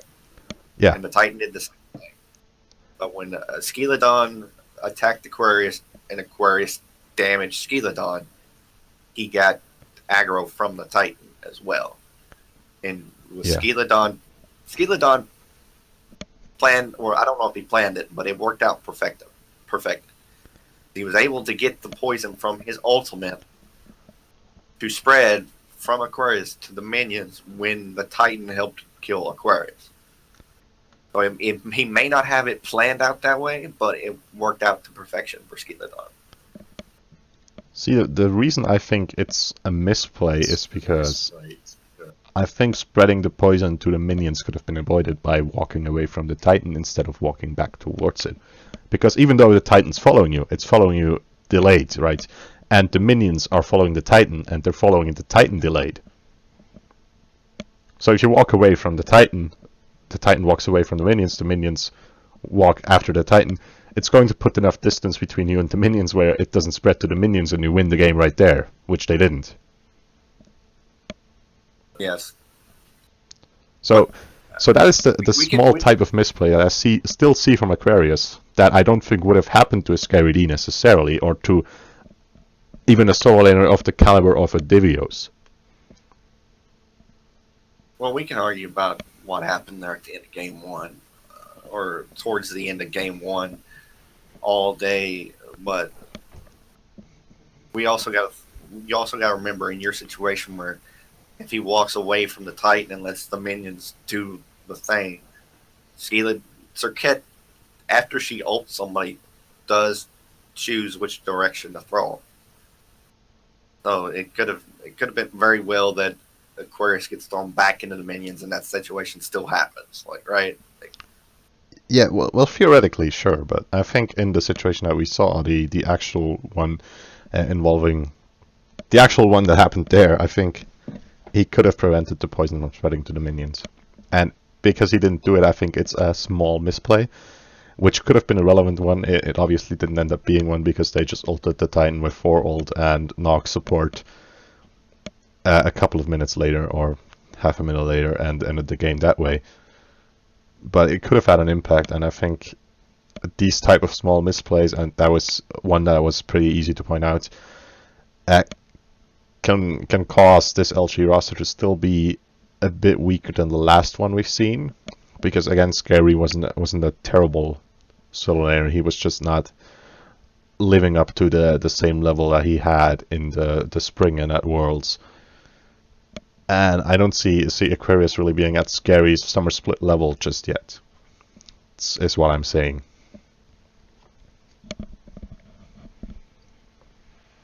I want to clear something up. I never said that Aquarius was on the same level.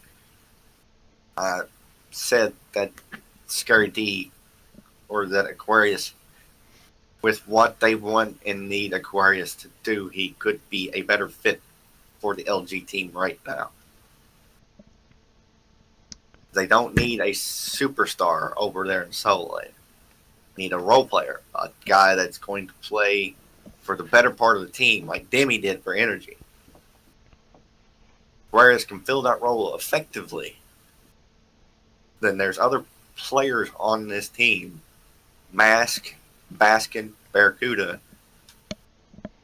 that can all go off. And as long as he's effective in the team fights and does his job effectively, then the team's going to be all right. Scary D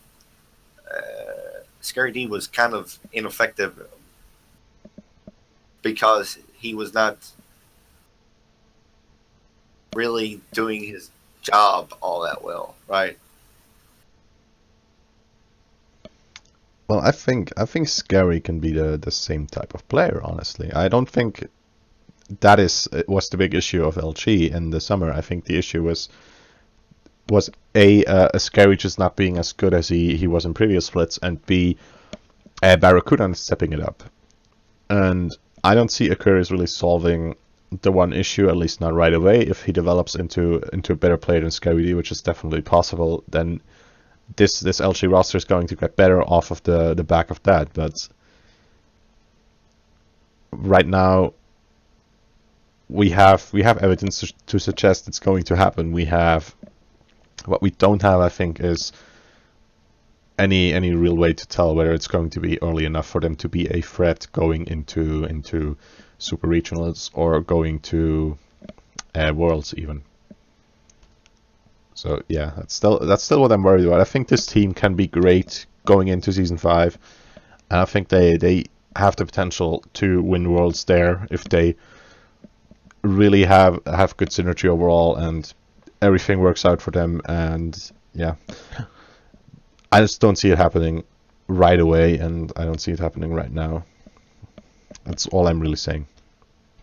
Oh, they're definitely going to need some growth as a unit, as a team.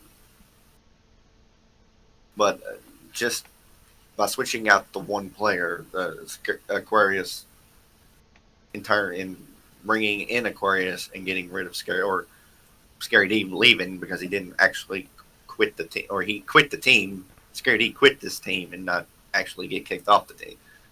Bring in Aquarius. Just as long as Aquarius can be that team fighter and really play for the team instead of playing individually like Scary D was. And I'm not saying Scary D wasn't playing for the team. It was a lot of Scary D's effectiveness came in the mid to late game, and he was continuously fighting in the back line and separated from his team by like a mile. And so he wasn't really effectively helping his team. And we saw it a little bit from him this weekend as well, and we'll talk about that when we get to that set. But if Aquarius continues to fight effectively in these team fights and be effective where LG needs him to be effective, this team can have a good split. Like, this team could be a top 3 team this split. But I'm not. We have to have time. I agree with you. We have to have time to see what Aquarius is going to turn into. Yeah. But as of right now, as it sets right now, I'm fine with this Aquarius that we got this weekend. If he continues to do that, I think LG will be fine. Yeah, I think well, I think they could be fine in NA again. I'm just not sure it's going to work internationally, and that's why I'm worried about them. I'm not saying that they're going to win Worlds either. I don't think this is one of my teams that's going to win. I don't think this is one of the teams that's going to cause EU's trouble.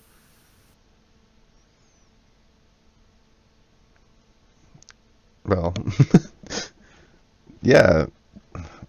Then why are we talking about them? This is the next game in order. We go through the games in order. Have you not figured this out yet? I have, but this is the next that we talk about in the order because they played in that order. See, all I care about is Worlds right now, and Super Regionals, of course. And yeah, if they're not going to be relevant there, then let them be irrelevant. Then let's stop talking about Lumosity and let's go to Noble. Well, yeah, it doesn't really look like they're going to be relevant either, right? Not anymore. We have to wait and see what Moswell does for the team. Moswell's joining this team next week. He couldn't play this week. Should definitely be an upgrade over Sheikah. Though Sheikah wasn't really an issue this week. I mean, he didn't have the most effective set, but he did play Raijin twice. The thing that really hurt Noble for me this week is Wubbin trying to force Hell support to work. It didn't work in game 1. He went back to it in game 2. The casters alluded to it during the set, during picks and bans for games 2. It wasn't effective in game 1. Why go back to it in game 2? He was trying to force it. I liked the game 2 picks and bans for Noble better than I did the game 1 picks and bans, because they did have that second warrior in the jungle instead of just having an Osiris in the solo lane like they did in game 1. There was a lot more frontline for her in game 2, but it still was not effective at all, and I don't see why you went back to it. Now, the reason why it wasn't effective in game 1 was probably because of Thor and Nox. Thor, multiple times, Wubbin was just caught out with the Thor wall that separated him from his entire team. And Nox's 2 silences everything, so she can't get a heal off, and they just blew her up after that. Nox wasn't banned in game 2, neither was Thor, but they went to a different direction. Mask ended up picking up Camazot's Mask and ended up picking up the Morrigan, and it was like the same thing happened. It wasn't effective, and you can't force things in the SPL. You have to go. If something's not working, you have to switch it up. If something's working, keep going with it. If it's not effective, like Hill wasn't effective in game 1, don't go back to it. Yeah, I'm not sure how they practiced the entire thing, right? What practice they got out of scrims with the Hell support. If you have a lot of success with it in scrims, I can see why you would go back to it. I can see why you would see this one game that you lost on it and performed terribly on it as just an outlier, a game where everything went wrong, where the same thing's not going to happen again going into the next game. And I can see why you would think that. That's why I can kind of understand picking her again. What I think hurt this team as well, apart from just Wubbin performing really poorly on the Hell, and at least partially due to being Hell, was that Skilladon just had a terrible set.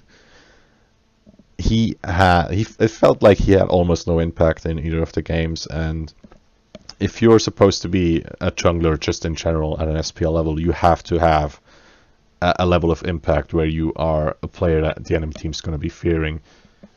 And he really wasn't in that set, and I think it hurt them very much. I do blame Skilladon for game 2. I do kind of put a little bit of the blame on Skilladon in game 2. Game 1, I'm not putting a whole lot of blame on Skilladon. He did play the Serket jungler. We saw Serket support from Raffer and how effective it was in that role. But that was also there was more of a frontline presence. Skilladon was the primary initiator in game 1. So he kept going in, trying to initiate, trying to create something for his team, and get blown up as a result. And game 2, though, on the Erlung Shin, yes, warrior junglers aren't the hard carries like a Serket is, but you had to fill a different role than a Serket jungle would. And you have to be impactful in a different way, and he wasn't impactful in game 2 like he tried to be in game 1. Yeah. And I think overall the draft was still a lot better. As you said, initiation was the big issue that I saw in the first game. Initiation and CC as a form of initiation, right? Because they only really had the Cupid ult, they had the Raijin ult, and they had the Serket CC. And if you look at those, it's just not going to be enough, because it's all also on very high cooldowns or very hard to get off in a safe way. Game 2 was a lot different about that. You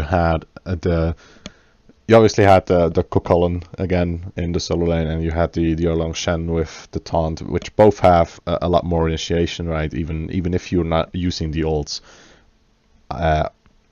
Cucullin still has a route. Cucullin still has ways to get into a fight and start beating people, or start just having an impact there without having to necessarily stick to people for all eternity. And Erlong Shen obviously still has his knock up. He still has his pin, which are forms of CC as well. So their initiation in that game seemed a lot easier, but it didn't really change the outcome of it very much, right? It just still was a complete blowout by LG.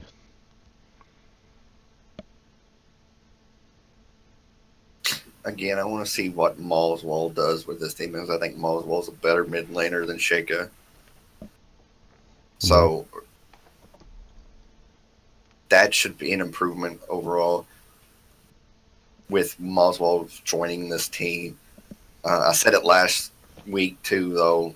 If Skeledon continues to improve, this team is going to be just fine. If Skeledon takes a step back and doesn't have the effect that he did in the summer, this team is not going to go anywhere. And this was kind of a set where both kind of happened, where he was put in a bad position in game one, but he was still effective to a certain point.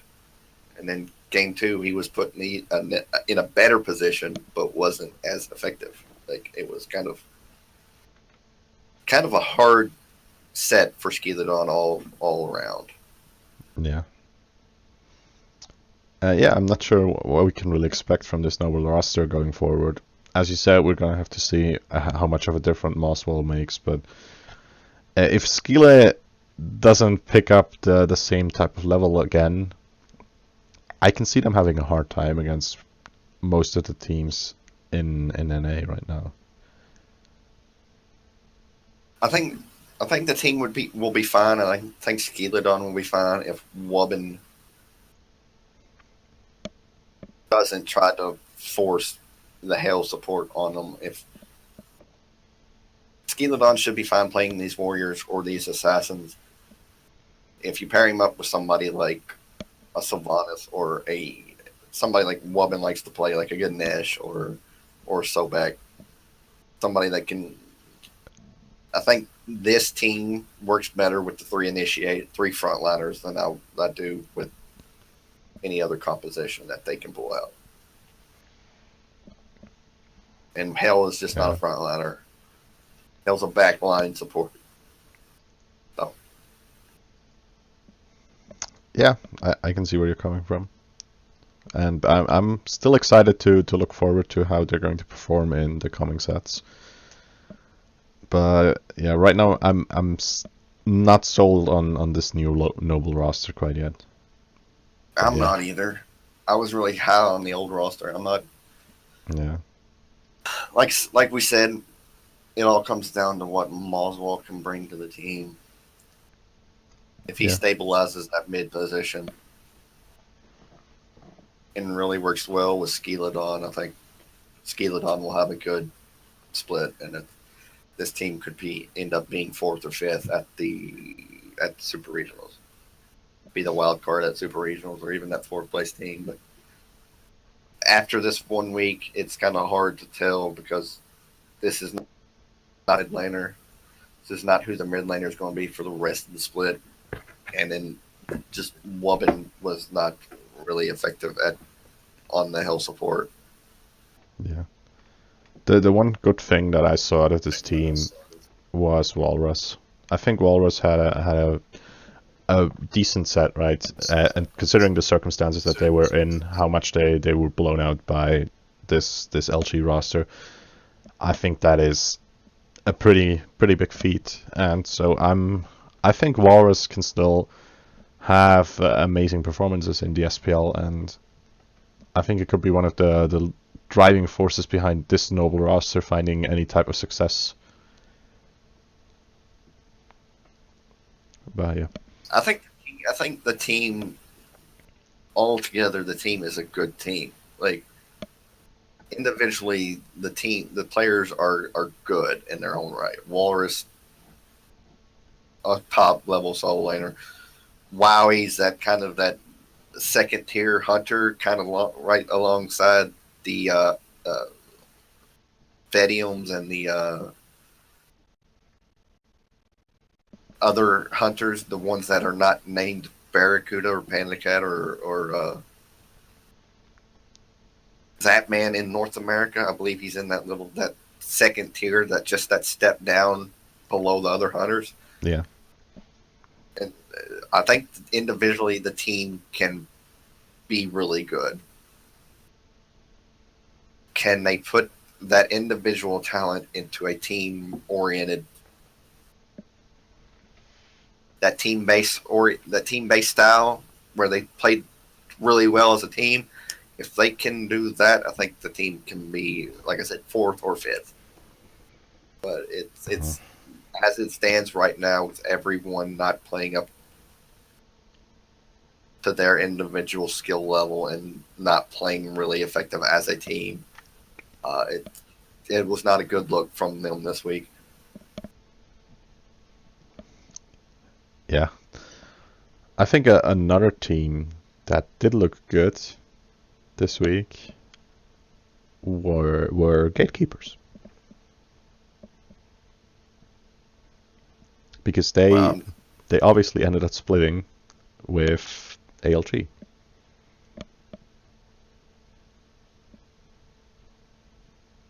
Well, I think the Gatekeepers really fall into that same category that Noble does. Noble to a little bit more of a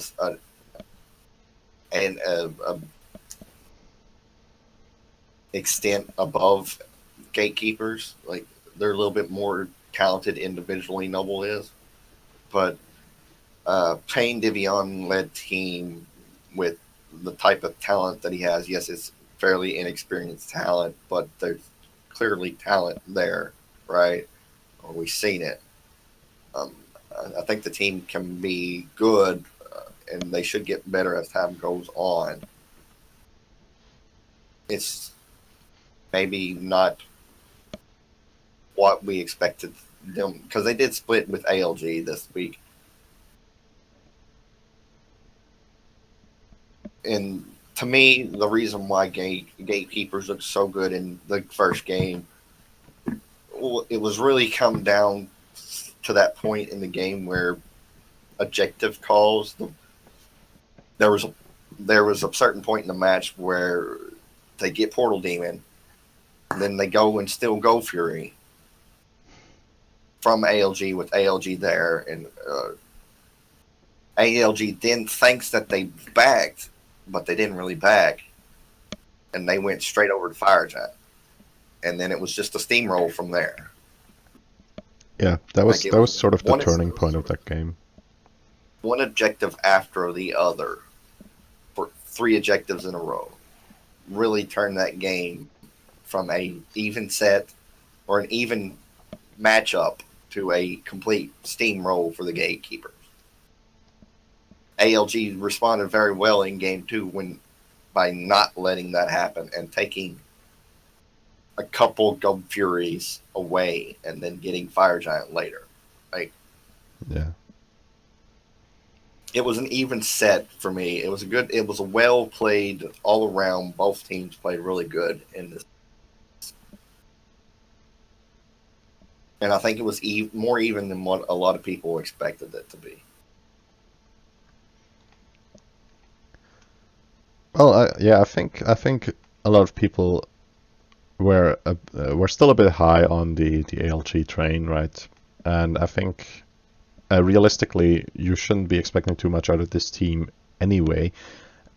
And I think we can expect more out of Gatekeepers than probably a lot of people are, because we've talked about how they have potential, how Grave could potentially turn into one of the great junglers in NA, and how Data Remember has always been a sort of solid hunter player. And obviously they're going to have Payne Divion leading them, which could be insanely valuable. And yeah, I think this team, I wasn't expecting them to potentially win this set. I don't think. Did I predict that? I don't think I did. I hope I didn't. We both had this split. We both had this Yeah, set as a split. yeah, and I think we saw a lot of the potential that we are talking about, right? Especially out of Grave, who within the second game of the set, where his team was falling behind, still had massive impacts in the way that you would expect a jungler to have it, by just picking off players when they were alone.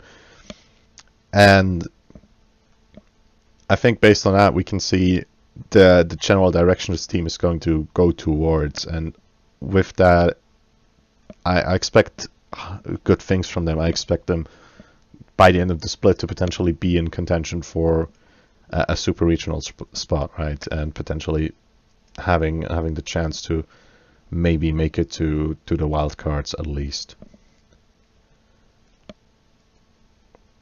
The one thing about gatekeepers is with Payne Divion leaving or leading their team, their objective control, their objective calling, should be one of the best in North America, right? Like they should be on top of these objectives better than everybody else.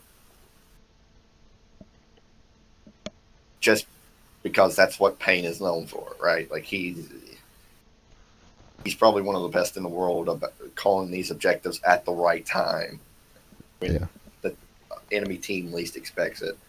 And so that moving forward, that could be a strong point for this gatekeepers team where they could end up winning a few more matches than what everybody expects them to win. I mean, you do expect them to be one of those teams that in contention for that last spot at super regionals.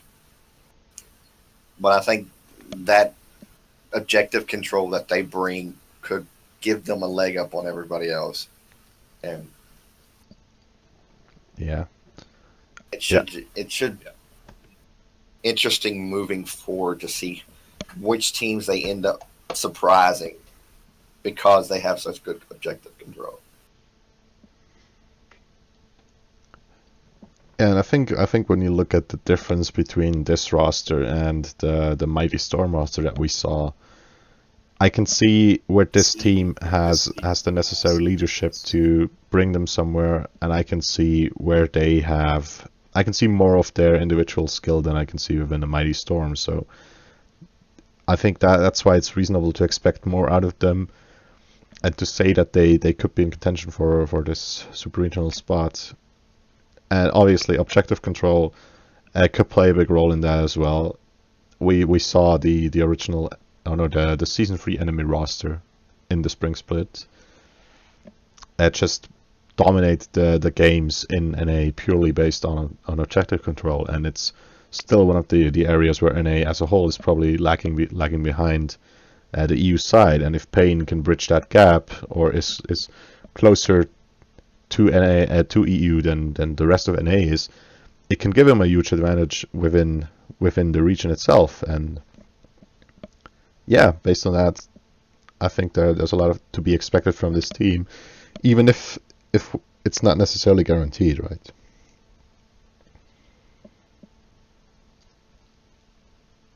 Yeah, the gap between EU and NA on the objective control is probably the largest issue that NA has matching up with the EU teams. Payne Devion's experience in both regions, however, kind of gives him a better understanding of just how important these neutral objectives are. And he's, like I said, he's one of the best in the world at calling these objectives at the right time.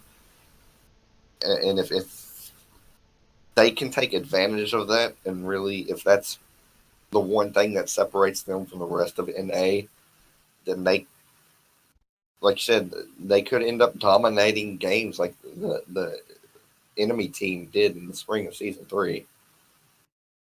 Yeah, because it's worth pointing out that that enemy team was also a team of rookies, similar to what this one is right now. The one thing I want to see going forward is more Man Ray. Really? If Man Ray's if it's not the best, then keep Man Ray. If you can't get the best to come and play mid lane for you, then keep Man Ray. Yeah, I guess I could agree with that, but you really should try to get the best still. If you can't get the best, Man Ray looked really good, or looked comfortable with this team, and looked better than whatever he did on Flashpoint. Yeah, well, I think we talked about, or no, I think, and we didn't talk about this last week, but I think it's hard for Man Ray to look anything but better than what he did on Flashpoint. So it doesn't surprise me too much, but yeah, I think he's made a lot of improvements overall, and yeah, I think he's probably at the ninth best mid or the eighth best mid in NA right now, behind the best who they should definitely be picking up instead of him. I like the improvement we've seen from Man Ray, right? Like even before he was on, or before he filled in this week, when he played with Flashpoint at the Gauntlet, he was the star of that Flashpoint team at the Gauntlet. Played really well at the Gauntlet. Unfortunately, he was on Flashpoint, and the rest of the team didn't play really well. With Moswell moving on to Noble, if you can't get the best, keep Man Ray, because Man Ray is getting better. I want to see him continue to get better. I think the mid lane right now in North America is as open as it has ever been. Yeah, well, for a certain reason, yeah. I think Man Ray has the potential to grow into a good, decent mid lane that you can rely on. Just because he has continued to get better every time we see him. Yeah, I think that's a good point. And I think for this team, I don't think they're making themselves too many hopes for doing anything incredible internationally.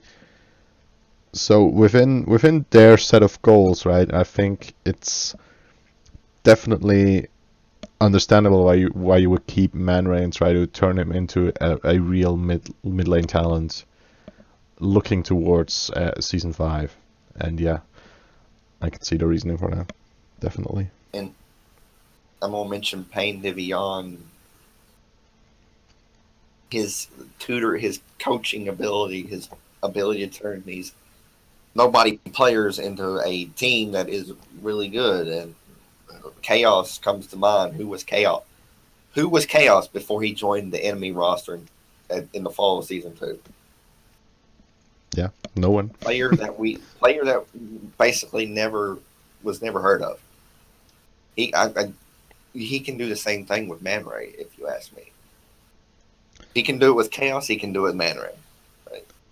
See, I think if you're going to go into the SPL for the first time, or if you're going to be a Payne Deviant discovered talent, you need to actually be in the SPL for the first time with Payne Deviant. It's just not going to work otherwise.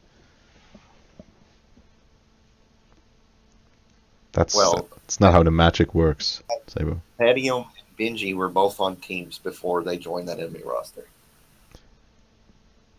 Were they? Yes, they were. Oh, which one? Go back and watch some of the summer of season 2 games. I thought they were also on a team with Payne at the time. I'm not entirely sure. Salt Machine, I believe, was on Denial. And then Payne Devion was on a Legion of Carrots before he was picked up by Enemy. And Vedium was on the Enemy team. Wait a second. Yeah. Okay. So according to my stats that I have here, he the first time he was in the SPL, it was with Pain to Beyond, Panda. Yeah, on a Legion of Carrots. Yeah.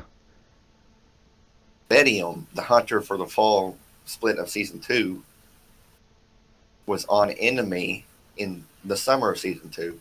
Pain joined Enemy in the fall of season 2 and decided to bring Bedium back and then also pick up Chaos, Benji, and Adjust. Benji was I think Adjust and Chaos were the two members that were not on a team before Pain brought them to the Enemy squad. No, Pain was on Enemy in the summer as well. No, Pain was on Legion of Carrots. Yeah, but Legion of Carrots was Enemy. Legion of Carrots was picked up by the Enemy's organization. The organization had already had a team in the summer. They had a Smite team in the summer, and Bedium was on that Smite team in the summer. And then Enemy picks up Legion of Carrots, and Pain becomes the captain, and then brings Bedium over to the new Enemy team, along with Benji. Okay, I can see where you're coming from. See where I'm coming from? This is... Yeah, no, I see what you're saying. I get what you're saying. I do. But Vicium is not a Pain to Beyond discovered star, in my opinion.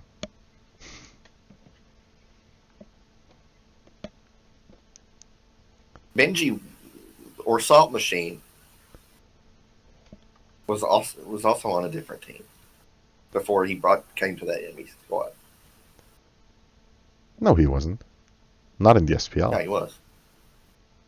Yeah, he was. What team was he on?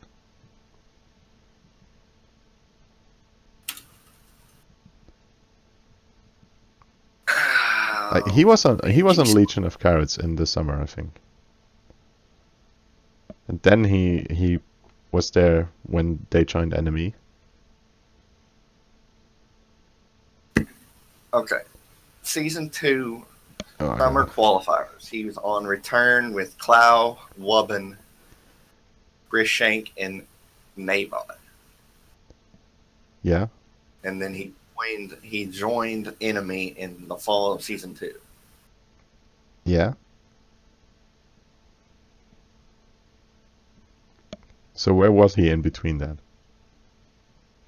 Was he on an SPL roster?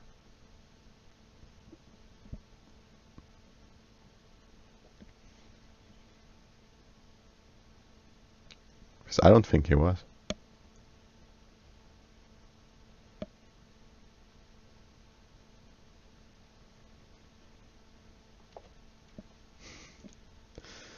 This is the Legion of Carrots summer roster for season 2, which was the Pain to Beyond's team during the summer of season 2. It's Pain to Beyond, DJ Pernigus, Doro, Pandacat, and Words as Weapons. That was the Legion of Carrots during the season 2 of summer. Yeah.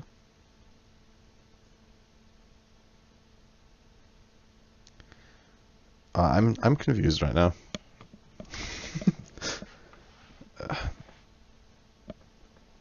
Point being, it was already supposed to be a joke. Please, leave me alone. My knowledge, I know this. But okay, well, anyway, I'm not saying what I'm trying to get to is that there's no reason Man Ray cannot become the same player that Chaos was able to develop into under Pain to Beyond. Yeah. No reason why that shouldn't be able to work. But moving on, we'll go. What did you think of this ALG? Well, this new ALG lineup. Not the new roster, but like a new lineup with with the position changes we saw. Well, I think Oceans look good because there's stats to prove it as well, right? In the second game, I think Met also settled nicely into the ADC role again, and I think those are two good signs for this roster overall. Yeah, I want to see Oceans play other gods, so I don't think he's gonna be able to have success if he's only having it overall if he's only having it on Hunter mids. Yeah, outside of that, I think overall they were still looking good, right? They lost game one off of objective control. I think they would have had a good shot at winning it if they hadn't made those mistakes. And I think those mistakes are going to be hard to make by teams that aren't the SPL gatekeepers. So overall, I see this team as having a decent shot at taking games off of the teams ahead of them, or ahead of them that we would put ahead of them in power rankings. And yeah, I think this ALG team can be a dark horse going forward. And I know I said that, pretty much said that about Noble and Gatekeepers as well. But even like you said, the game one was pretty much one off of objective, just one objective right after the other for Gatekeepers. It wasn't really anything ALG really could have seen coming, or if anybody, and for that matter, could have seen coming.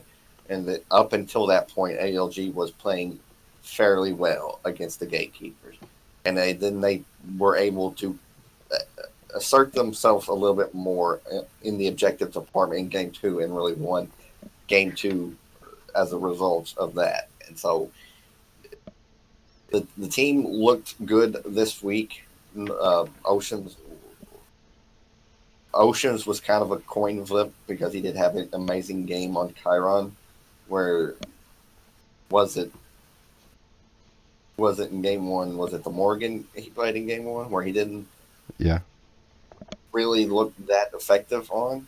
But like, Matt Yankee looked like he'd been playing Hunter all along. Like he never left the Hunter role.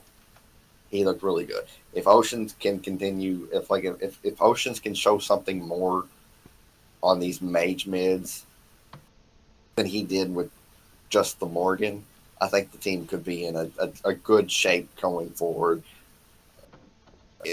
If not make super regionals and make a run through the gauntlet, at least be able to put themselves in contention for that fifth or sixth spot and keep them out of that seventh and eighth spot that are going to not be in the league next. yeah. I think with what we've seen so far this week, right, looking at how weak Noble looked and how even weaker a Mighty Storm looked, I think they have a very good shot at staying top 6 and keeping their spot going into Season 5 overall.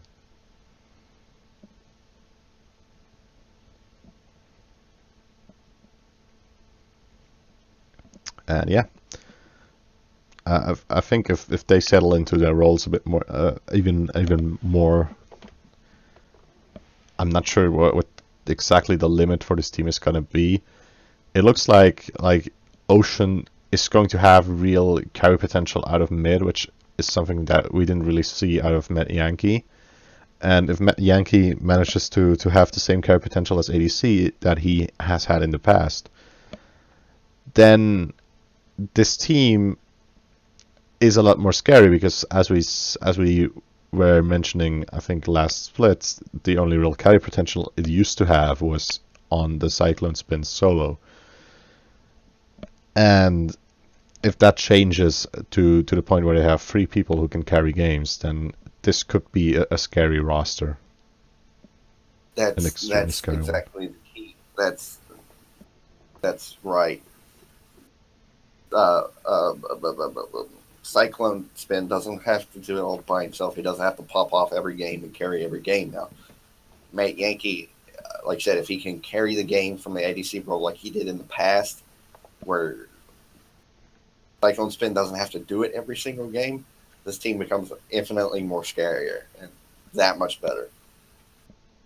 and there's going to be some growing pains for Oceans in that mid lane.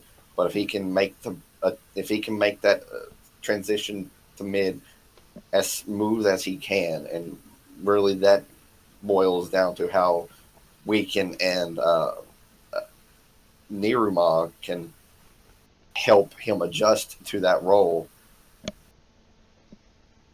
then this ALG team can become a scary team and can very much make it to that super regionals, can make it into super regionals.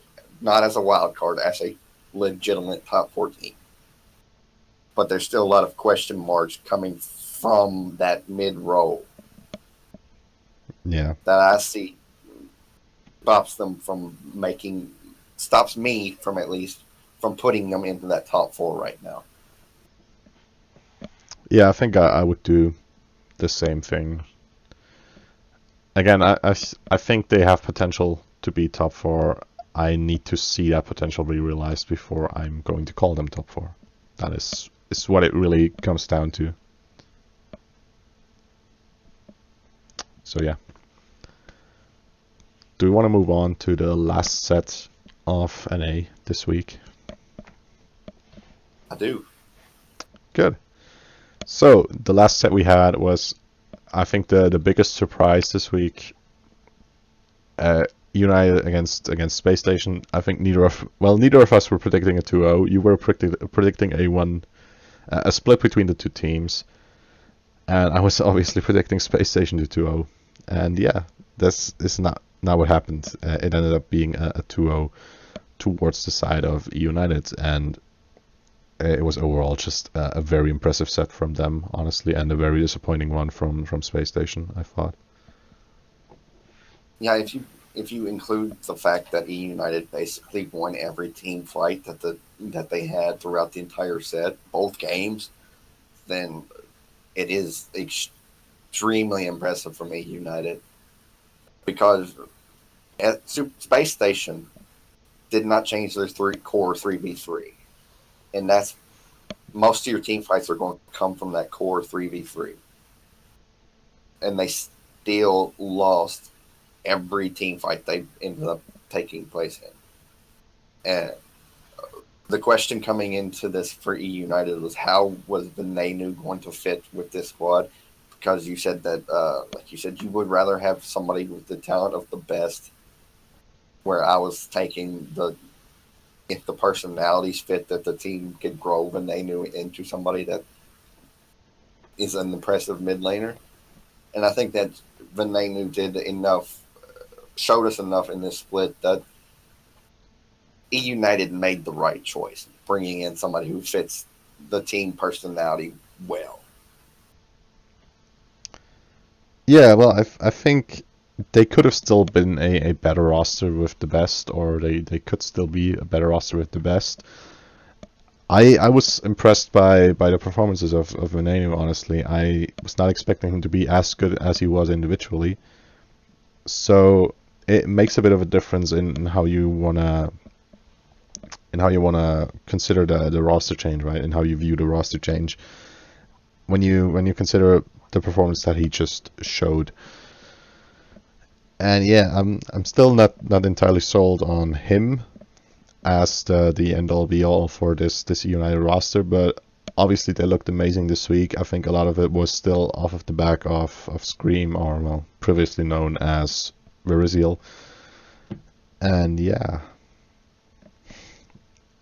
overall they were just very impressive, and I'm not sure if it entirely boils down to Veneno, or if there are the other factors that sort of overweigh him. I think Venenu played well. I don't think he carried the game. That's not what I'm saying. Yeah. I think Venenu did enough to justify E United choosing him over some of the other mid laners that they had worked out. Well, again, it's still we're still talking about the best here. That is basically what we're talking about when we say other mid laners, because he is the only real other option that I see being available, and it's always going to be hard to compete with him. And yeah, I think when you look at this performance even more, I think there's one angle that you can look at where picking up the best would have made even more sense, because Scream is so good, and because Panda is so good, and because Benji is so good. Because the main reason you were pointing out, or one of the main reasons why they should be picking up Scream instead of Best, is to secure that sixth spot in NA. And with what we've seen from now, I have little doubt that even with a Best that doesn't really fit the system, they would be able to keep that spot. And I still think their ceiling, their potential with Best would be higher than the one that they're likely to get with Veneno, specifically looking at them potentially making super regionals, potentially making worlds, potentially challenging EU at worlds. See, I don't think the ceiling can be much higher than it is right now. I think E United and Trifecta have,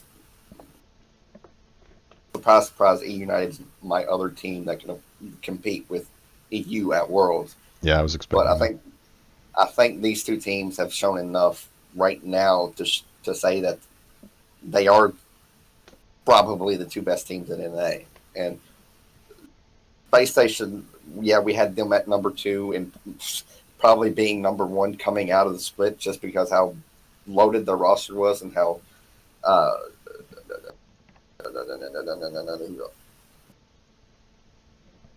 Hmm?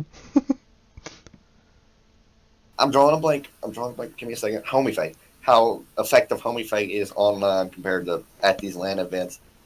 We both of us said that Space Station was probably going to be number 1 coming out and going into super regionals, but that looks completely like it's not going to be the case anymore. It looks like it's going to be a race between Trifecta and E United, and we have said in the past that E United is a very up and down team. If E United, if this is the best E United can be, or if this is some of their top level play, then I think if they can keep playing like this throughout the split, I think E United becomes one of the other teams. Like Trifecta and E United are probably the scariest two NA teams right now if E United can play like this. And they were making these comments in the summer that they were playing dominating in scrims and it wasn't transitioning to live SPO matches. If this is them dominating in scrims and they can continue put this kind of performance going ahead, then there's no question in my mind that they're one of the top 2 teams in NA. Yeah, I think it depends on how you read this game, whether it's United drastically overperforming or whether it's Space Station drastically underperforming according to expectations, right? And I think you can make arguments for both. I think there's a lot of reasoning to be made that Satman and Jakes were lacking synergy, that Scary wasn't properly fitted into the team just yet, and on the other hand, that you just had a Scream going off and Panda having a great first game as well, and yeah, it's just. See, I still think that looking just purely at individual players, which is obviously a tad bit ironic when we're talking about this set where a team of great individual players was beaten by this unit of United, but still looking at it from that angle, I think the best could bring United a higher ceiling, and I would still have liked them to make that decision instead, even though, as it's looking right now, they have a shot at making top 2 NA if they get results like this consistently. And yeah, again, we're not sure whether it's going to happen, and we're not sure whether Space Station's going to recover in any way. But right now, it's at least looking good for them, so there's that.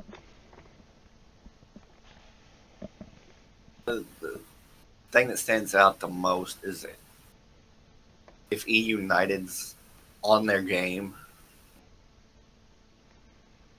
it's a scary team. If E United is at the top of their play, at the top of their skill, it's going to be hard for anybody to beat them. I think they would match up really well against Dignitas if E United is playing at their top, at their best. And if we get to see that matchup, if we get to see Variety versus Benji, Kivo Fred versus Scream, Arkle versus Panicat, if we get to see that at any point during Worlds, I'm super hyped. Because Yeah, definitely. if E United plays their best, that is a 5-game set with the winner being a coin toss. Like both teams have the potential to be that good. See, Dignitas is a little bit more consistent, but if E United can find some consistency, I think they can play. They match up really well against Dignitas. see, I agree with almost everything there, except the end, of course. But yeah, I think that would be an exciting NA versus EU look at drawing a blank again. Matchup to look ahead to. That's what I was gonna say. And I would be excited to see that happening as well. I just still think that Dig will come out ahead, but yeah, that's maybe just my EU bias showing. It's maybe just realism showing. I don't know. Well, Point. coming out of this weekend, my point is coming out of this weekend.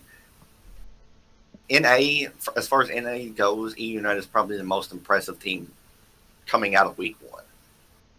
Trifecta did it. Trifecta 2-0'd against a lesser team. LG 2-0'd against a lesser team. SSG was supposed to be the second best team in North America coming into this week, and E United handled them. Yeah. Yeah, so SSG. I think SSG is looking like they have genuine issues, and I think they need to resolve these issues fast. Otherwise, they're not going to be the second best NA team, and they're potentially not even going to make super regionals. Although, well, we have talked about the competition already, and well, yeah. The point is, I think they still have the potential to do that, right? To be one of the best teams, and I think it comes down to how much they can improve as this split goes on, and I see massive room for improvement there as well. Right? We've talked about all these players. They are a super team, and that's because all the names are potential superstars that can hard carry games on their own, and we have seen them do that in the past. We always have this potential for the team, and I think with that potential, it's too early to rule them out necessarily. It's too early to really give United the number 2 spot based off of a single set against them, and I want to see how both teams perform moving forward, whether United is going to be consistent and whether Space Station's going to finally start looking good, start looking in the way that we expect them to look, right? If Zapman can knock off the rust, because he didn't look like the Zapman we were used to seeing. There was some rust there, or some lack of something there that we didn't see from him in this game. Maybe it was just Panda Cat handling him. Maybe it was the fact that Jigs, they pretty much left Zapman alone in that lane in a 2v1 situation, but it didn't look like the Zapman we're used to seeing. So he looked a little rusty. Yes, he's been grinding ranked, but everybody who's ever watched a game of the SPL can tell you there is a huge difference between pro level play and ranked play. And so if Zapman can knock that rust off and can start looking like the Zapman of old, I think SSG will be fine. Scary D is the bigger question mark for me. Because Scary D played well. I just had no idea what he was doing.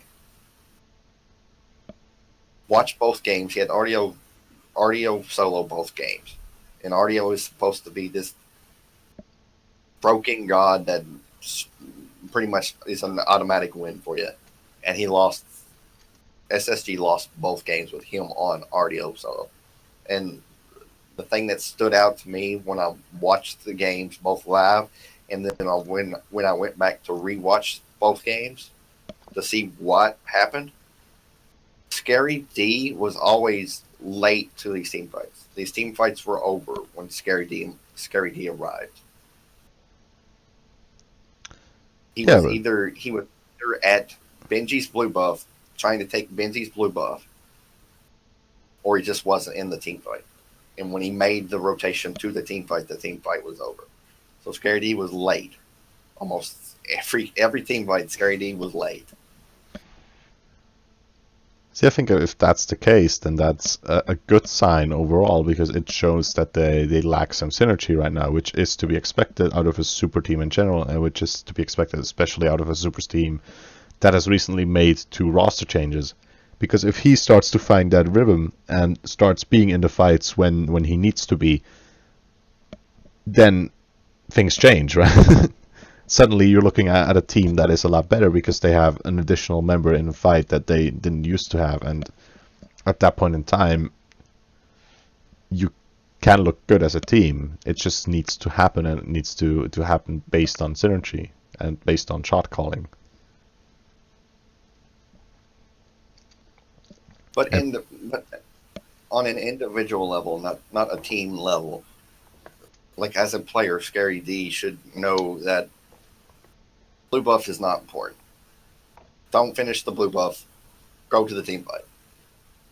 There were 3 yeah. occasions where he was doing the blue buff when the team fight broke out, and he stayed on the blue buff, Well, which who made him started late. the team fight in those cases? Well, for most part, it was Scream, but Benji had made the rotation to where it was a 5v4. Yeah, so here's When in the that case. when the team fight when the team fight breaks out and the call is made that hey, there's a team fight going on, drop the blue buff. Don't finish the blue buff. Go to the team fight. I know Well, RDO that needs that blue depends. buff. I know RDO needs the blue buff, but the team fight is more important than the blue buff. And there was I believe it was game 2 where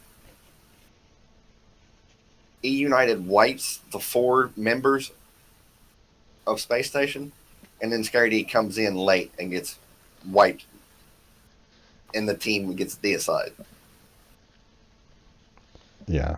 You can't. You can if you're not going to show up for the team fight, don't go into a 5v1 situation.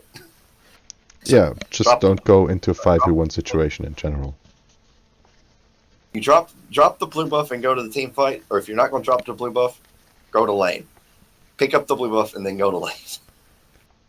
Yeah, well, I think it always comes down to the situation, right? If the fight is expected to go short and you're not going to get there in time, you don't take the blue buff. If they're not telling you that there's a team fight starting, you keep doing the blue buff. You see what is happening after you've done it, and then you start rotating towards mid. If the team fight starts going on for longer than you expected, and then you finish the blue buff, you make a late rotation, and you try to still do something in the fight, and then it ends earlier than expected, your team loses, you get killed in the aftermath. It's all weird, right? I think Well, the bigger issue is them just not being on the forefront themselves anyway, because if you know that there's a team fight coming, you're going to be calling it because you are going to initiate it, and at that point in time, Scary D is going to be there. I would agree. I would agree with you, but the thing with Scary D that hurt him so much on Luminosity was his decision making, and his decision making from week 1 of this SSG of this fall split, his decision making did not improve from LG to SSG. Like that is an individual problem. That's not a team problem. Well, it is a team problem to an extent, but it is more an individual issue. Like your decision making from Scary D has to be better, and it just did not improve from one team to the next. So he is a good player, and I'm not going to take that away from him. His decision making is lackluster though, and it's going to hurt this team like it hurt LG if it doesn't improve. Yeah. Well, I think part of it can be mitigated by you as a shot caller of the team taking more control over that decision making, right? Especially when it comes to rotation. If you as a shot caller tell him to a certain degree when he is supposed to rotate as well, you can help just you can help him and you can help the team by helping him. And I think some responsibility falls to Chicks there as well. And as I said, I think part of the issue this set was that there were no real calls because they weren't doing anything, and because Home Yeffi wasn't doing anything on the Osiris jungle in both games. And when that is the case, when you're just not getting anything done because you're not trying to get anything done, it becomes hard to rotate to things just because why would you rotate? There's no reason for you're not giving any information as to why you should even start rotating.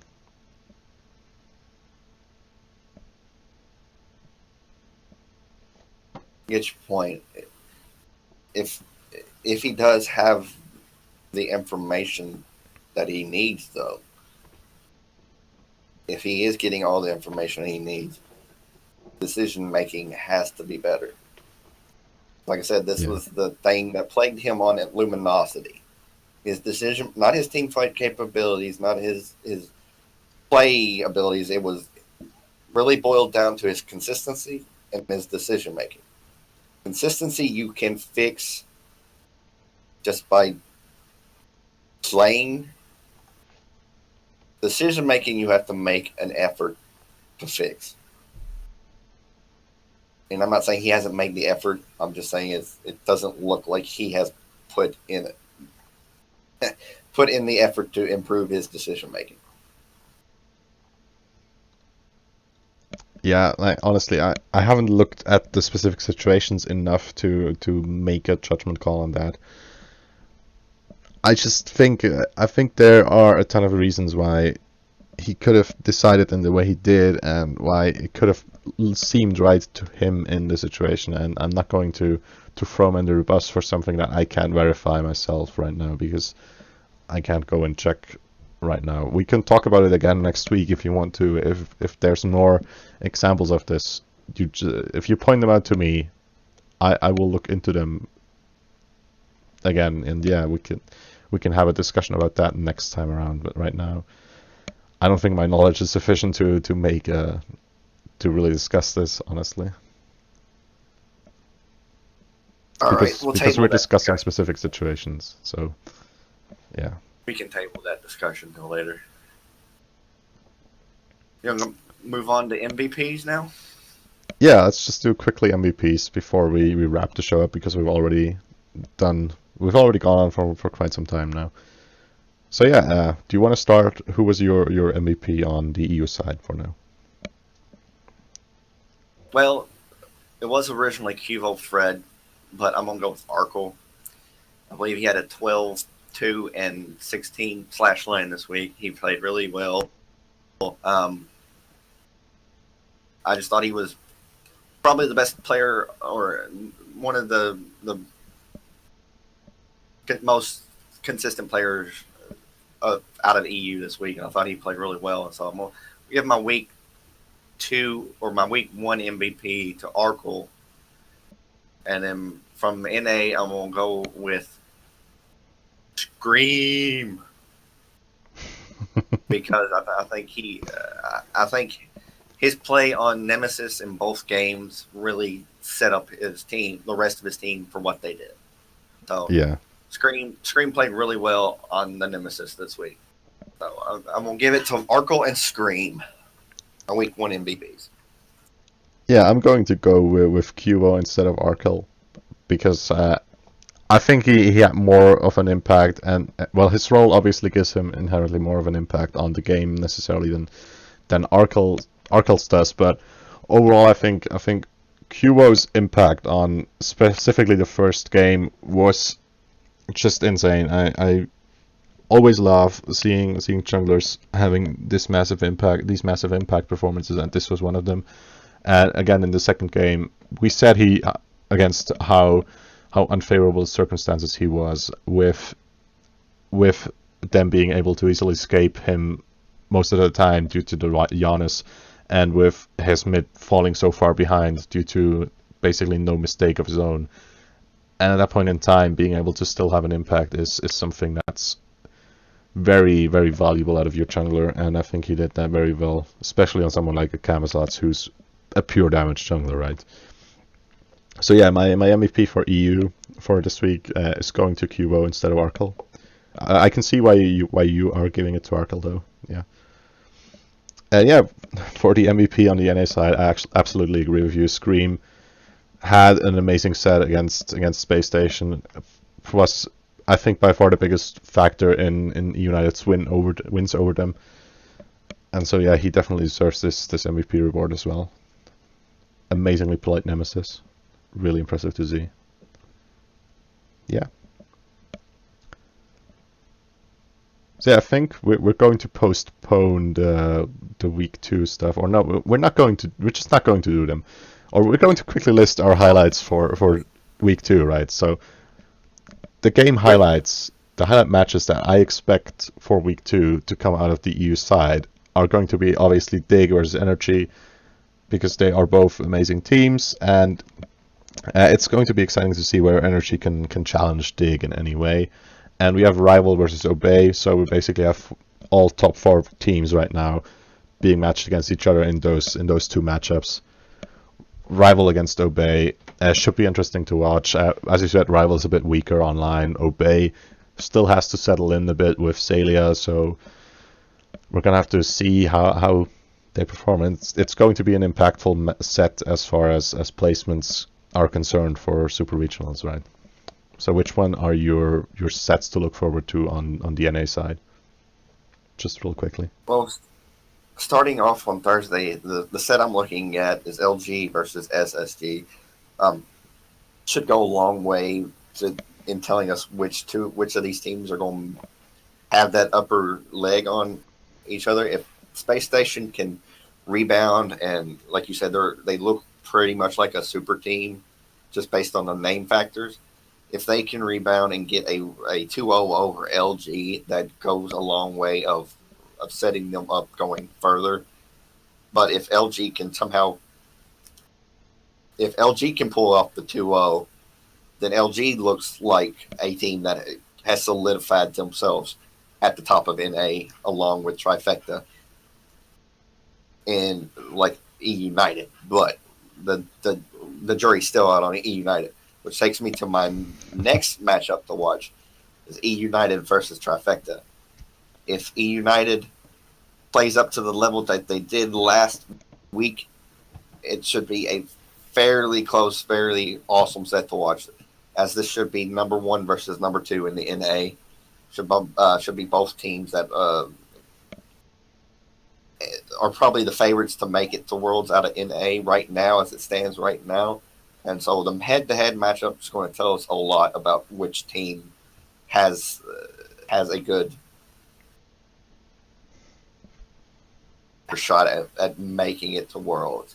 I still think both teams make it to Worlds regardless of the outcome, but it should be an awesome set to watch if both teams play like they did this past week. Yeah, definitely agreed. So yeah, before we end the show, do you have any shout-outs you want to give to anyone out there? That's the one. And I told you about this on Sunday. Aggro pretty much said word for word what I said about Kepri on last week, saving the Kepri ult. Aggro basically said it word for word. And so that might say Aggro watches our content. Aggro, shout out to you, buddy. Thanks for saying exactly what I said. So shout out to Yeah. Aggro. Yeah, shout out to Aggro, because why not? Because it was word for word, baby. I'm saying it. Saying it now. It was word for word. Save Yeah. save the Caprio for when you need it. Don't waste it on yourself. So, coincidence? Probably. Yeah, anyway. We can hope. If Yeah. somebody from high res is listening to our podcast, that's a good thing for us, right? So Yeah, I would let's I would let's, like that. let's hope. Let's just hope. Okay. Yeah. Anyway, with that in mind, that was it from the G Night Smite podcast for this week.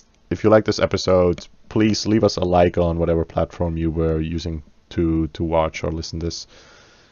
And yeah, if you want to be notified when new episodes come out, you can always subscribe to us on YouTube or follow us on SoundCloud. We'll post all episodes there, basically always on Tuesday nights, unless they're somehow delayed.